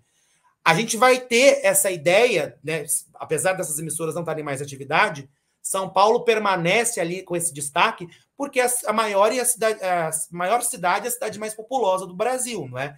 Então ela vai ser essa cidade dos negócios, das multidões, da velocidade, a cidade do trabalho industrial, não é? Que vai ter muito esse vínculo com o imaginário da imigração que vai ser enraizado na cultura brasileira. Então você vai ter ali personagens italianas, personagens portuguesas, personagens de outras nacionalidades que vão compor essa paisagem humana paulistana nas telenovelas. É interessante, né? A gente tem que pensar que esse imaginário da imigração, ele se alimenta de um projeto modernizante que foi idealizado pelas elites da cidade de São Paulo, já no final do século XIX e no início do século XX, do qual a ideia do branqueamento vai ser um dos vetores. Então, tem uma análise muito interessante que o Kazem Angatu, que é um pesquisador indígena, ele vai fazer, de documentos oficiais, jornais, fotografias, textos literários da Belle Époque, que foram produzidos ali, né, em São Paulo, sobre a cidade de São Paulo, nesse período, né, do início do século XX, em que São Paulo começa a se consolidar como esse polo econômico nacional. E o que o Kazem Angatu vai observar? A ausência de outras etnias, além das que vão ser representadas pelos imigrantes caucasianos. Então, nos registros dessa cidade, que começa a crescer vertiginosamente, a gente não vai ter pessoas negras, pessoas pobres, pessoas caboclas, pessoas indígenas e camponeses. Ou eles vão estar aparecendo em segundo plano ou fora do foco central dos registros fotográficos, por exemplo, que é exatamente o estigma que a gente vai observar na ficção televisiva, não só com relação à cidade de São Paulo, mas com relação às representações de modo geral, num país em que a metade da população é negra. Acho que a gente pode ir já para o vídeo 2, por favor. Com relação ao vídeo 2, a gente vai ter, então, essa segunda ambientação preponderante, que é a cidade do Rio de Janeiro, não é? Por que o Rio de Janeiro também vai ter esse imaginário? A gente tem que pensar que o Rio de Janeiro foi capital federal entre 1763, se eu não me engano, até 1960, com a construção de Brasília. E ele vai adquirir esse protagonismo, né, nas telenovelas produzidas no Brasil, a partir dessa fase nacional popular ou realista, a partir ali dos anos 70, quando a Globo justamente consolida a sua liderança de audiência, porque ela é sediada na cidade. E aí ela vai transformar o Rio de Janeiro como palco, né, o principal palco das suas ficções, e ele vai se tornar, né, com essa modernização da linguagem que a gente observa na ficção televisiva, o Rio de Janeiro vai se tornar esse lugar dos costumes e comportamentos liberalizantes também, né, como diz a pesquisadora Daniela Stocco. Então vai ser a cidade maravilhosa, o cartão postal do país, o Rio da Bossa Nova, não é? Essa cidade do comportamento liberal e da modernização dos costumes. Um Rio de Janeiro tipo exportação, que a gente vai ver, inclusive, em produções como Coisa Mais Linda, do streaming, né? Uma série feita para o streaming, uma série brasileira que foi feita ali também com um roteirista brasileiro e uma roteirista estadunidense, que vai trabalhar muito com essa ideia, né, desse Rio da Bossa Nova, que é esse Rio tipo exportação, que vai ser retroalimentado muito por conta de novelas do Manuel Carlos, por exemplo, ou novelas do Gilberto Braga. E esse tipo de narrativa vai sofrer uma espécie de desconstrução, que a gente já está podendo ver aqui no vídeo, principalmente a partir dos anos 2000, quando a gente tem ali o sucesso dos chamados Favela Movies, especialmente Cidade de Deus, que foi indicado ao Oscar, e aí você começa a observar esse tipo de representação reverberando na ficção televisiva, né? Sempre vai existir ali essa dicotomia, nesse Rio de Janeiro construído pelas telenovelas, essa dicotomia entre a Zona Sul, que é onde vivem as classes mais ricas, e os subúrbios, que é onde vivem as classes mais pobres, não é? Que vai ser, inclusive, acentuada pela trilha sonora das novelas. Quando você tem aquela passagem de uma cena para o subúrbio e começa a tocar um pagode, começa a tocar um samba. Quando a favela ela ganha destaque nas tramas, não é? Essa capacidade niveladora e tipificadora do melodrama vai atribuir a esses espaços as mesmas características que a gente observa nesses outros construtos de subúrbio. Então, a gente tem ali também essa ideia de uma espécie de amálgama de periferia que vai ser construída pelas ficções televisivas de modo geral. Acho que a gente já pode passar ali para o vídeo 3, por favor, que vai falar justamente que vai trazer imagens ali dessa ideia do interior do Brasil, esse interior que foi construído pelas telenovelas. A gente vai observar, não é, especialmente no início da fase de intervenção naturalista, esse crescimento expressivo dos títulos que foram ambientados no interior do país. E isso ocorre por conta desse boom que foi Pantanal, não é? Que vai levar, como eu já falei, né, essas personagens e essas imagens do centro-oeste brasileiro. Então você vai ter um outro entendimento de como essa forma, esse binômio, né, metrópole-interior, vai ser trabalhado ali, com o Pantanal contribuindo para essa leitura positiva do interior, não é? Por quê? porque esse interior ali de Pantanal, a natureza exuberante, a pureza daquelas personagens, vai ser contraposto a esse ambiente violento e moral das grandes cidades naquele período. Mas se a gente pega o interior de modo geral, né, essa representação do interior do Brasil nas telenovelas, isso não vai ser muito diferente de um certo imaginário que é cultivado na América Latina como um todo, né? Imortalizado em obras como os livros do Gabriel Garcia Marques, Manuel Puig, para a gente pegar outro autor, enfim. Elas vão abrigar, né, essas cidades do interior, vão abrigar esses tipos, né? O bêbado da praça, as fofoqueiras, o padre do local, e muitas vezes vão ser delineadas com esses traços do atraso, não é? Com essas hierarquias muito rígidas também, né? Hierarquias políticas e domésticas, com uma demarcação social e sexual também mais evidente que vai ser conformada pelo enredo das tramas. Por isso que esses espaços não raramente vão padecer, né, dessa ideia do menor acesso à educação, a bens culturais, a determinados serviços. E aí, não é, a gente tem, eu já citei aqui esse exemplo do Nordeste, que a gente pode ver agora um trecho de Roque Santeiro, inclusive, desse Passado da Porcina, no vídeo, que vai ser essa amálgama, não é? Em que você vai ter fundamentada na ficção televisiva também. Por quê? Porque a esfera produtora tem essa mirada sudestina com relação a essas outras localidades. Então, se a gente for pensar nos termos do Edward Said, a gente pode dizer que essas cidades do interior imaginadas pelas telenovelas vão ser uma espécie de outro da modernidade, encampada ali pelo Rio de Janeiro e por São Paulo, não é? Esse outro, esse Brasil rural e esse Brasil da tradição, que vai se construir justamente porque o olhar da esfera produtora vai partir do eixo Rio-São Paulo. Por fim, eu queria mostrar um último vídeo aqui, que para a gente estar pensando nessa questão do exterior, né? De como o exterior é visto nas telenovelas.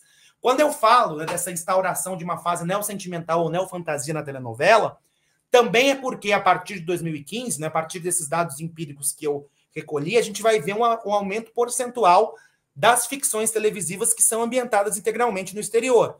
E isso vai se dever principalmente por conta das telenovelas bíblicas da Record, além das novelas medievais que a gente teve ali, né, Bela Aventura e Deus Salve o Rei. Então, não é, essas narrativas religiosas de longa serialidade, que vão, inclusive, ampliar a penetração da Record no mercado televisivo latino-americano, vão estar resgatando esse padrão que já foi muito explorado naquela fase fantasia ou sentimental. Por isso que eu trago essa ideia do neo também, não é?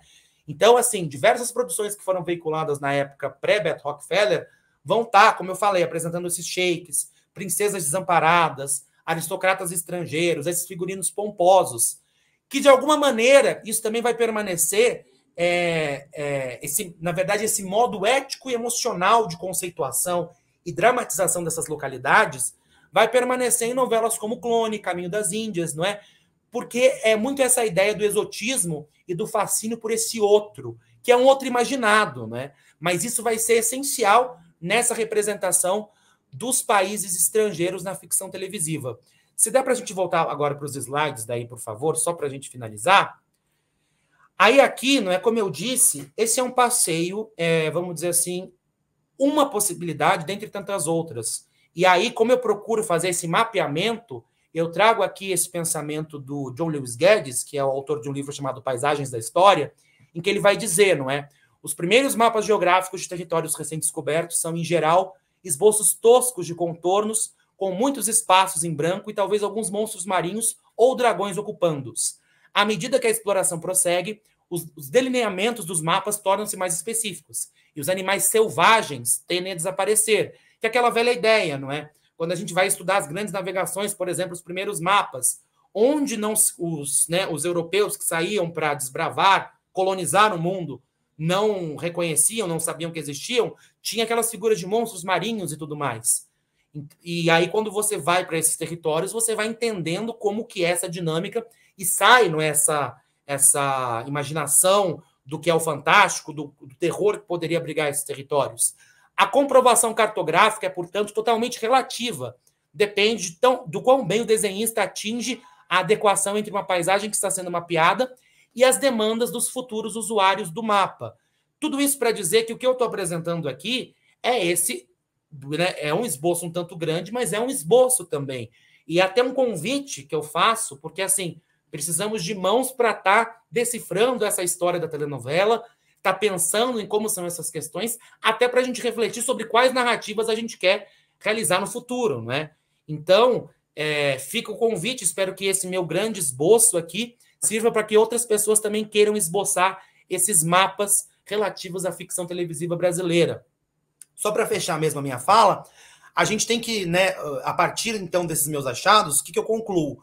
Que essas telenovelas ainda estão trabalhando com noções que foram fundadas no período moderno, né, que a gente chama. A gente estaria vivendo a pós-modernidade, ainda trabalhando com essa imaginação moderna de um país, que é essa ideia, né, de um Brasil que nunca atingiu a modernidade também, que a professora Esther Hamburger fala bastante, de alguma maneira vai atingir a modernidade na ficção televisiva e não na realidade, né? Ao longo desse tempo, né, desses 60 anos de telenovela diária, a gente vai ter o melodrama como esse operador de significados e dilemas da brasilidade, justamente porque você tem essa intersecção entre o espaço-tempo das narrativas e o espaço-tempo dos processos naturais.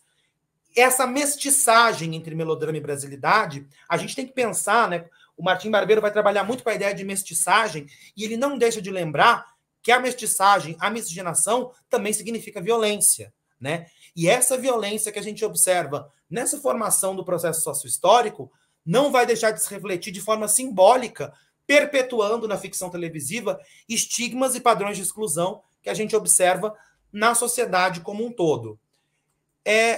Queridas, queridos, era isso que eu tinha para dizer hoje. Sei que eu passei bastante do meu tempo, espero que a gente ainda tenha um tempinho para diálogo. Estou deixando aqui as referências que foram citadas nos slides. E deixo também o meu contato, caso alguém queira entrar, queira falar de alguma questão mais diretamente. Temos um grupo no Facebook chamado Eternos Noveleiros, que sempre vem dessas minhas práticas com relação à ficção televisiva. Quem quiser entrar, sinta-se à vontade. Agradeço demais por vocês terem me ouvido e agradeço novamente, professora Aline e professora Sandra, por esse espaço aqui. Muito obrigado, de verdade.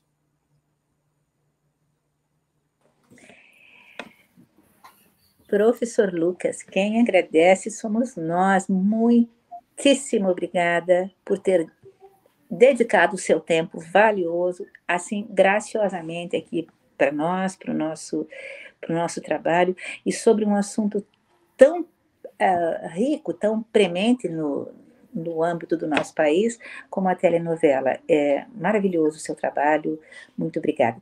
Depois eu tenho talvez uma questão, mas vou deixar a professora Aline também falar. Só agradecer também, né? Que acho que assim chega a emocionar a gente, né? Que é uma pesquisa muito linda mesmo, assim, completa, né? A gente vê. Agora a gente acho que para comentar teria até que alguns dias pensando na pesquisa. Muito boa mesmo, nossa, excelente. E eu também tenho alguns comentários. Mas, assim, acho que nem especificamente do que você falou aqui, porque aqui você falou tão completo e tão, assim, que você dispôs de uma energia, né, para essa apresentação, assim, que eu só agradeço. E quando você trouxe o título, né, os 60 anos da telenovela diária, né, brasileira, esse diária chama muita atenção, porque eu acho que é algo muito importante, né? Eu acho que daria uma pesquisa assim, imensa, pensar na questão de ser uma programação diária, né? Na casa das pessoas ali. Esses dias, semana passada até eu estava ministrando uma aula que era sobre telenovela na minha disciplina Imagens e Contextos Políticos. E aí eu separei alguns trechos ali e eu estava passando os finais das telenovelas, né? O final de Mar do Sertão e o final de Nos Tempos do Imperador. E, assim, eu acompanhei essas novelas diariamente. Então, eu criei um vínculo com os personagens.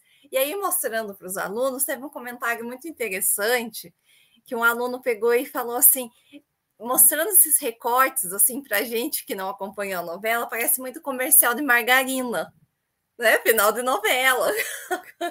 Aquela celebração, né, dos personagens.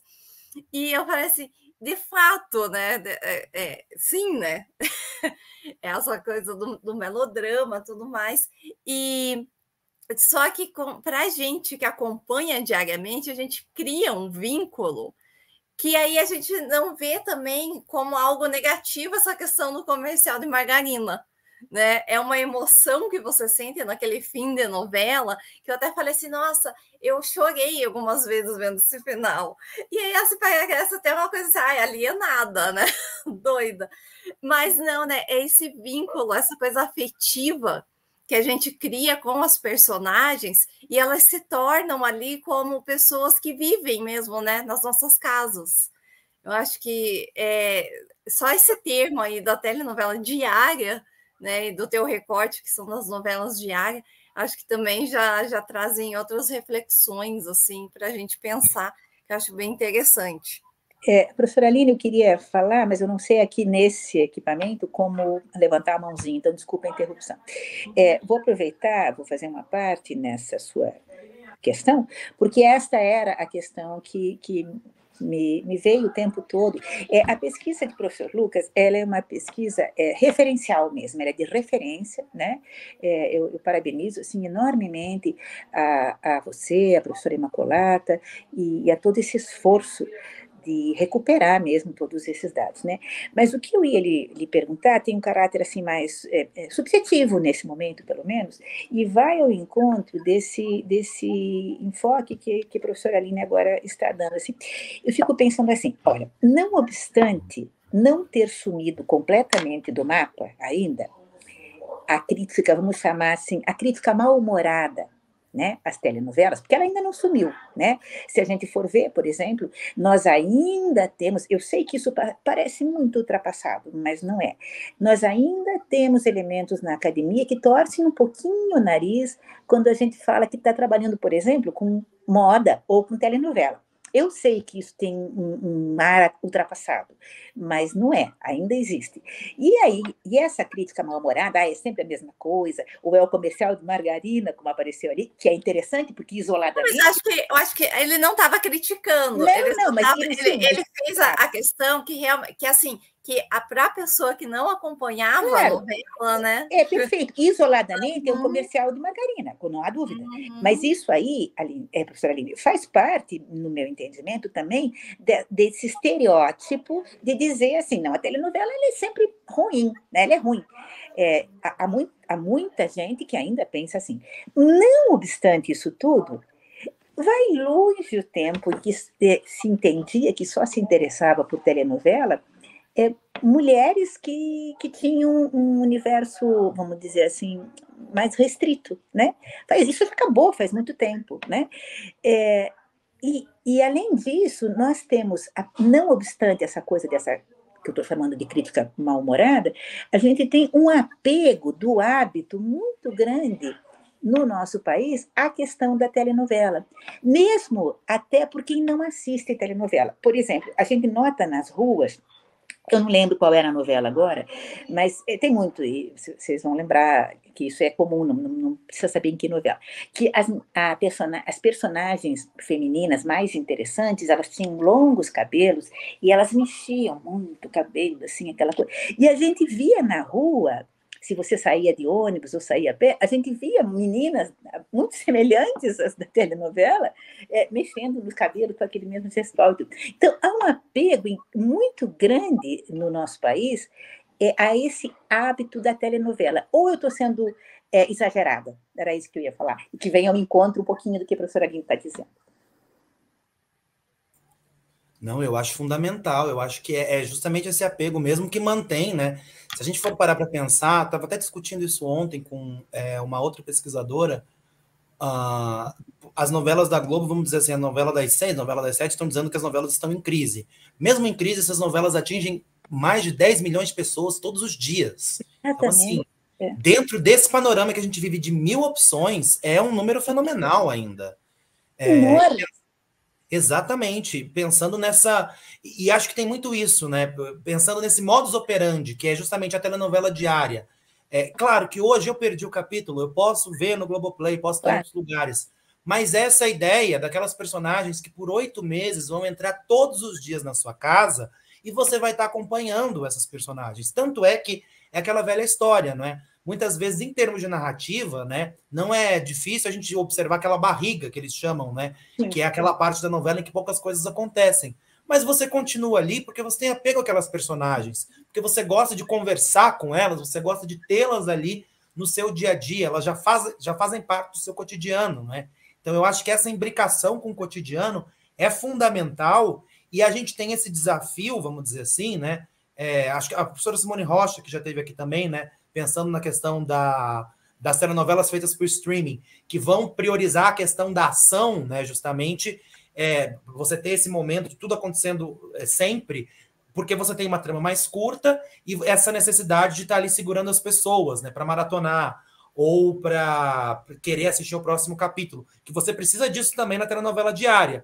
Mas se você deixa para trás essa noção do cotidiano mesmo, e até desse espelho, né, de personagens que estão na cozinha conversando, personagens que estão fazendo isso, você cria mesmo quase essa distância entre aquele telespectador que entende aquele cotidiano e que também está ali com aquelas personagens fazendo parte do cotidiano, né?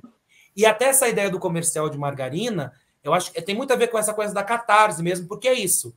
Você vai estar acompanhando, né? Eu lembro muito do final de Mar do Sertão, que é aquela cena no lago, não é? Todos os personagens aqui celebrando. Eles se jogam na água, né? Exatamente. Você vai estar acompanhando aquelas personagens, os dilemas, amores e desamores, encontros e desencontros por 6, 7 meses, né?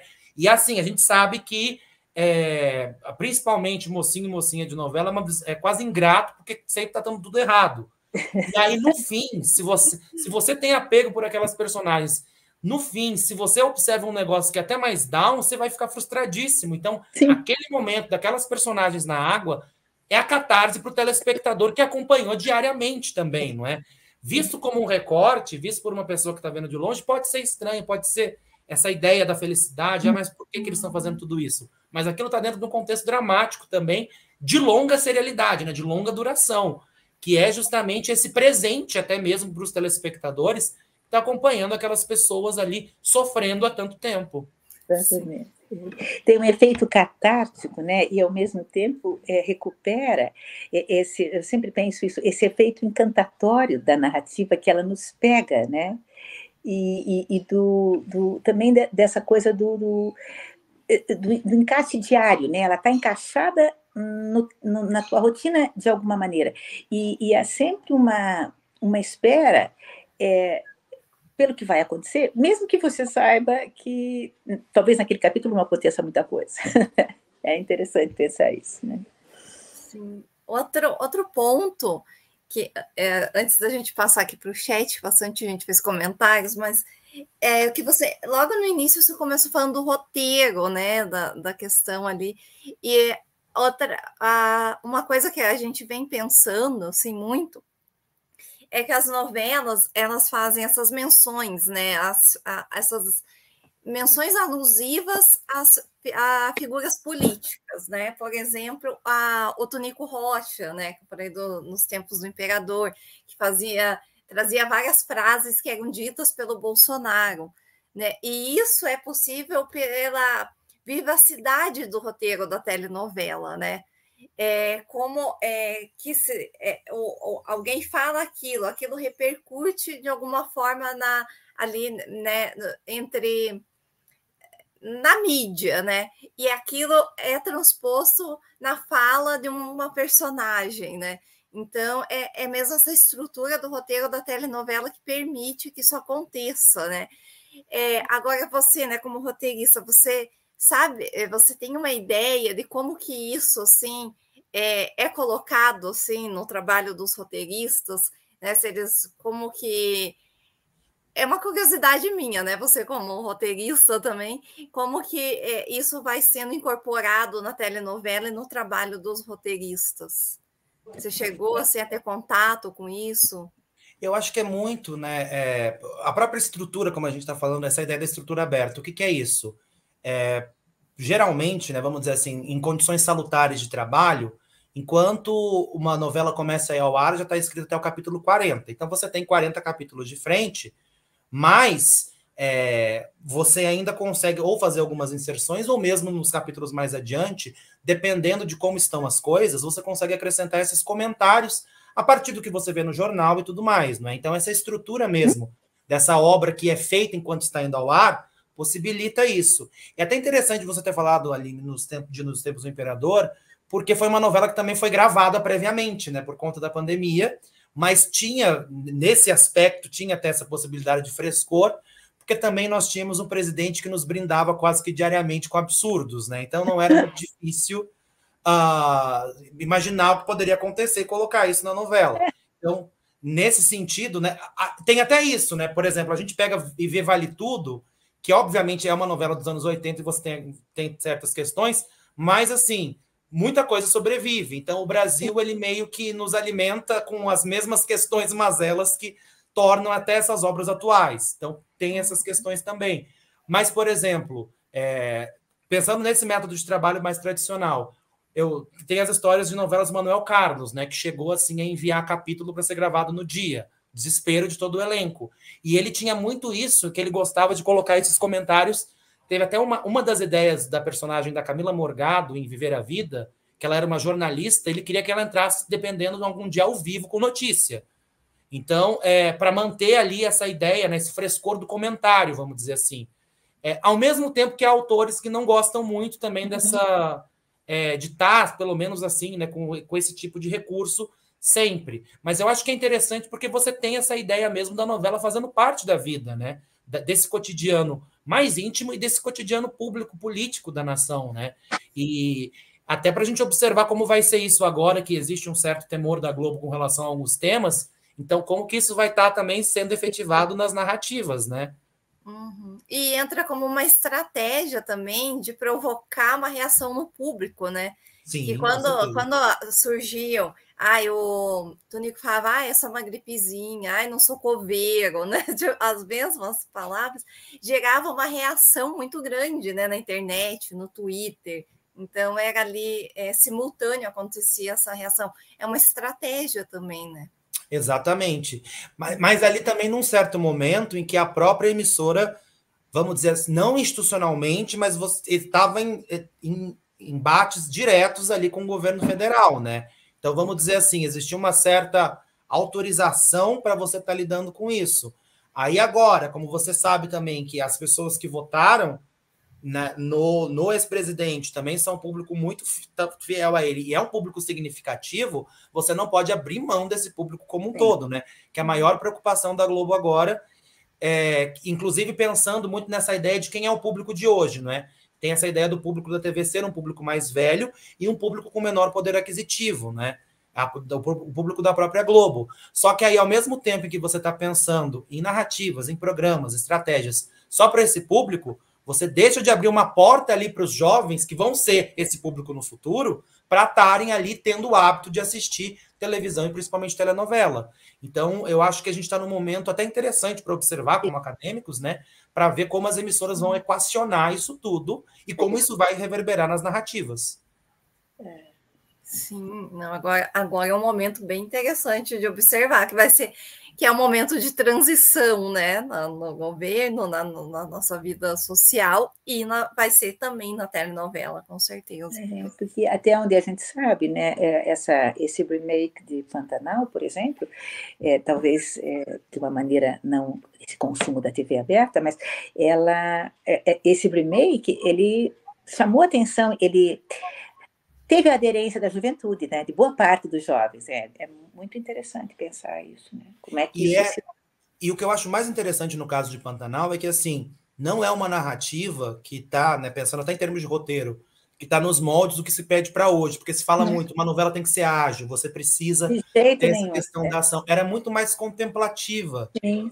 E eu achei até importante ser uma novela que faz sucesso para você jogar esse mito por terra, porque é isso, se você tem uma boa história, que cada história vai ter o seu tempo de ser contada. Você conseguir contá-la nesse tempo, você pode ter, sim, um resultado significativo em termos de audiência, né? Você não precisa estar fazendo Avenida Brasil sempre, né? Que é óbvio que é uma novela bem interessante, muito boa, mas aí você, nessa ânsia por replicar aquilo, acaba indo sempre mais do mesmo. Esse modo, assim, de você não deixa nem o telespectador respirar. Uhum. Sim. Eu vou passar aqui para as perguntas. Deixa eu ver. A Selma Boaventura, ela pergunta a diferença do melodrama e do drama, que você falou, né? Que tem o drama com o melodrama com a camada de drama, né? Acho que foi nesse momento que ela fez a pergunta. Sim. Então, o melodrama, ele seria, né? O drama, ele está muito ligado a... Ele seria, vamos dizer assim, o descendente direto da tragédia, né? A gente pensando naqueles termos da tragédia e da comédia. Enquanto o melodrama, ele surge ali, principalmente nos teatros populares, na verdade, do século XVIII, século XIX, tanto na Inglaterra como na França. E aí ele tem muito essa ideia de estar ligado ao popular. A gente está num momento também, especialmente na França, não é? Em que, com a Revolução Francesa, você vendo carnificina nas ruas, né? Quando você pensa no drama clássico ou na tragédia, você pega ali um Édipo Rei, que se cega, né, no final da tragédia, mas ele não se cega em cena. Ele sai de cena quando ele aparece na tragédia tradicional, né? Quando você pega o texto original. Ele sai de cena e quando ele volta ele já está cego. Você não tinha, então, mortes em cena, você não tinha... muitas coisas eram contadas, né, que aconteciam fora de cena. O que acontece nesse contexto ali da Revolução Francesa? Você já está vendo absurdos na rua, né? Então, isso passa a ser visto também nas cenas, né? Isso passa a ser visto no teatro. Vamos dizer, eu brinco, né, quando eu estou dando aula para uma galera mais jovem, eu falo que é a datinização dessa ficção, né? Porque é isso, é o sensacional, né? O sensacionalista vem disso, vem do sensacional, dessas grandes... Você vai ter um suicídio em cena, é óbvio que o ator não vai se matar, mas ele vai cair de um penhasco. Como que isso acontece? Então você tem também todo o desenvolvimento desse maquinário cênico que vai permitir que essa ilusão aconteça. Então o melodrama ele está muito ligado a esses sentidos primordiais, vamos dizer assim, e a essa questão das explosões de sentimentos, do que o drama, que seria algo mais sóbrio, né? Que seria algo mais sóbrio e mais nobre. A gente pode até pensar em questões de classe quando a gente está definindo esses gêneros também. Mas, de alguma maneira, é óbvio que o drama... E aí também tem, né, essa ideia do drama, o gênero dramático, como esse gênero que vai falar de questões também ligadas ao sofrimento e tal, e drama como o drama em si, né? Como aí sim, o grande gênero dramático, né? Que aí o drama abriria justamente para tragédia, para comédia, para esses outros gêneros. Quando a gente pensa em gênero dramático, épico e literário, né? Aí indo lá para a literatura também. Dramático, épico e da poesia, meu Deus do céu. Desculpe, professora Sônia, que foi minha professora de iniciação científica, que lírico, meu Deus do céu. Isso, lírico.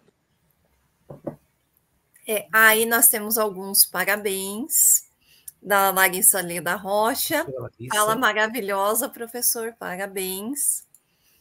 A Lígia Lemos, seu trabalho é maravilhoso, Lucas, parabéns e muito obrigada. Colegas do CTVN também, referências na pesquisa, inclusive. A professora Larissa tem uma pesquisa muito bacana sobre vilãs de telenovela, e a professora Lígia vai falar sobre questões transmídia também. Muito legal. A Fernanda Rios, ótima pesquisa, inspiradora. Felipe Carvalho, a gente se sente íntimo dos personagens e viram como parte do ciclo de amigos. Sim, e dá aquela depressão, né? Quando acaba. Quando é um livro, né? Dá aquela depressão no fim.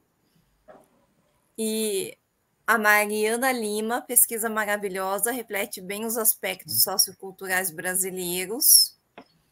E o Felipe Carvalho, oi, professor, meu projeto de pesquisa do mestrado da Universidade Metodista é sobre novela, mas não encontrei um registro quando foi a primeira cena de sexo das novelas. Você conhece qual foi? Olha, boa pergunta. Não me recordo. Eu sei qual foi a primeira cena de masturbação em novela, que foi de uma...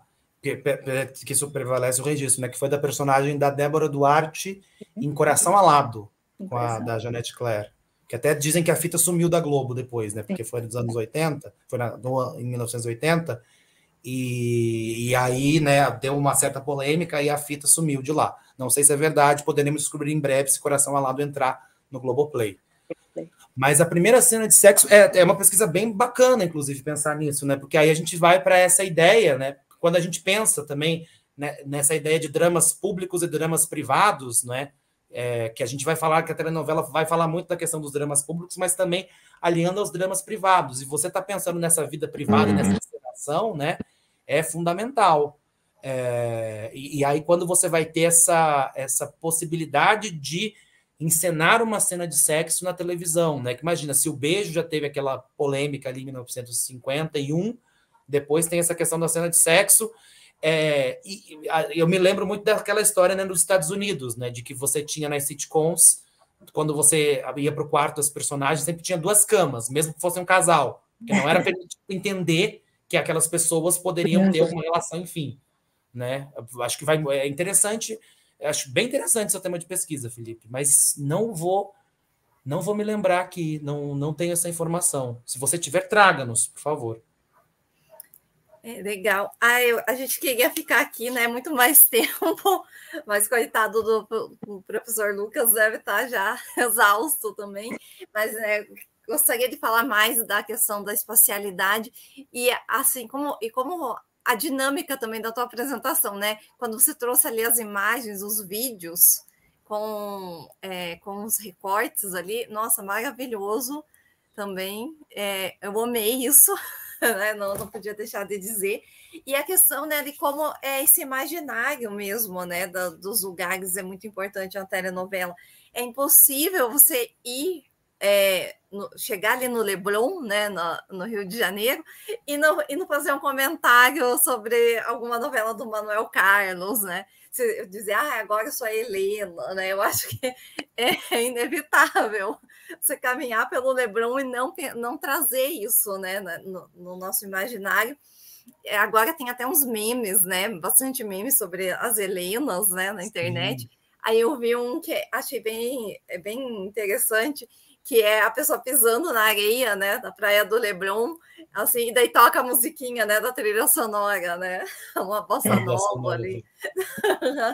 E daí, eu acho que isso pertence ao imaginário do brasileiro, né? Acho que com certeza.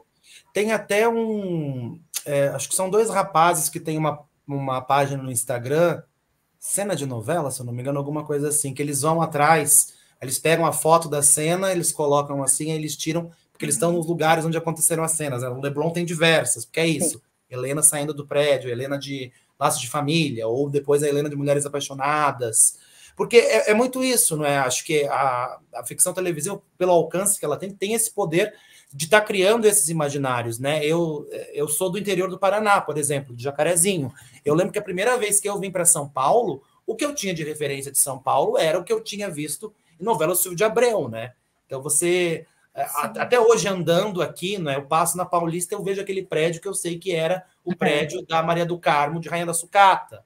Então você fica, né? Você cria mesmo esse imaginário, vai pro pessoal mesmo, né? Vai conformando ali os imaginários pessoais de cada um com relação a essas localidades todas. Sim, eu lembro quando eu fui no Leblon, né? Com até a Fernanda Rios, que tá aqui, mais outra amiga, e a gente foi, e daí a gente ficava assim, onde que é a livraria do Miguel? Então, e vejam que tempão que teve essa figura da livraria do Miguel, né? Há um tempo atrás mesmo. E, no entanto, ela persiste, né? Muito interessante. Lucas, professor Lucas, a gente quer que você volte aqui conosco. Por favor.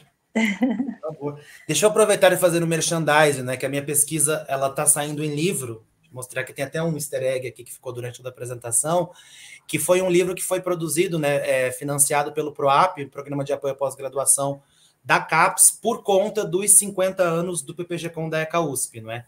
Aí foi um livro que foi feito com verba pública, ele vai ser distribuído gratuitamente. Nossa. E vai ter o acesso depois à versão digital gratuita também. Aí quando tiver isso, eu aviso a vocês todas e todos. Muito obrigado, gente. Que legal, gente. Queria falar mais do livro também.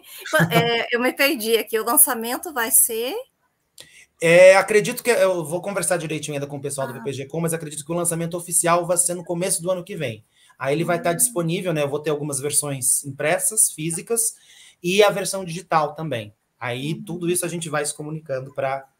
Né, espero que vocês consigam uma versão... Né, queria dar para vocês a versão física, que que acho que é bacana, né? Eu sou antigo, né? Eu gosto da versão física. Eu também.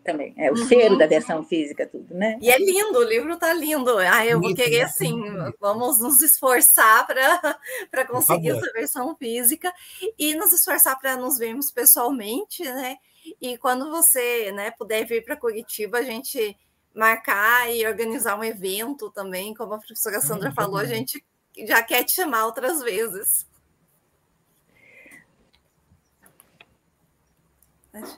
Perfeito. Eu quase caí, gente. Eu estou aqui. Professora Sandra, então, é algo mais para finalizar? Não, queria só agradecer mesmo, não só ao Lucas, ao professor Lucas, mas a plateia, né, que acompanhou, tão interessada, e lembrar que essa tarde ela fica registrada e a gente pode também trabalhar com os alunos e ter essa referência toda, né? A gente agradece muito, professor Lucas. Mais uma vez. Obrigada. Imagina, eu que agradeço, gente. Uma honra estar aqui. Obrigadão a vocês duas, professora Aline e professora Sandra, e a todo mundo que nos acompanhou. Tchau, tchau, gente. Tchau, tchau. Boa tarde.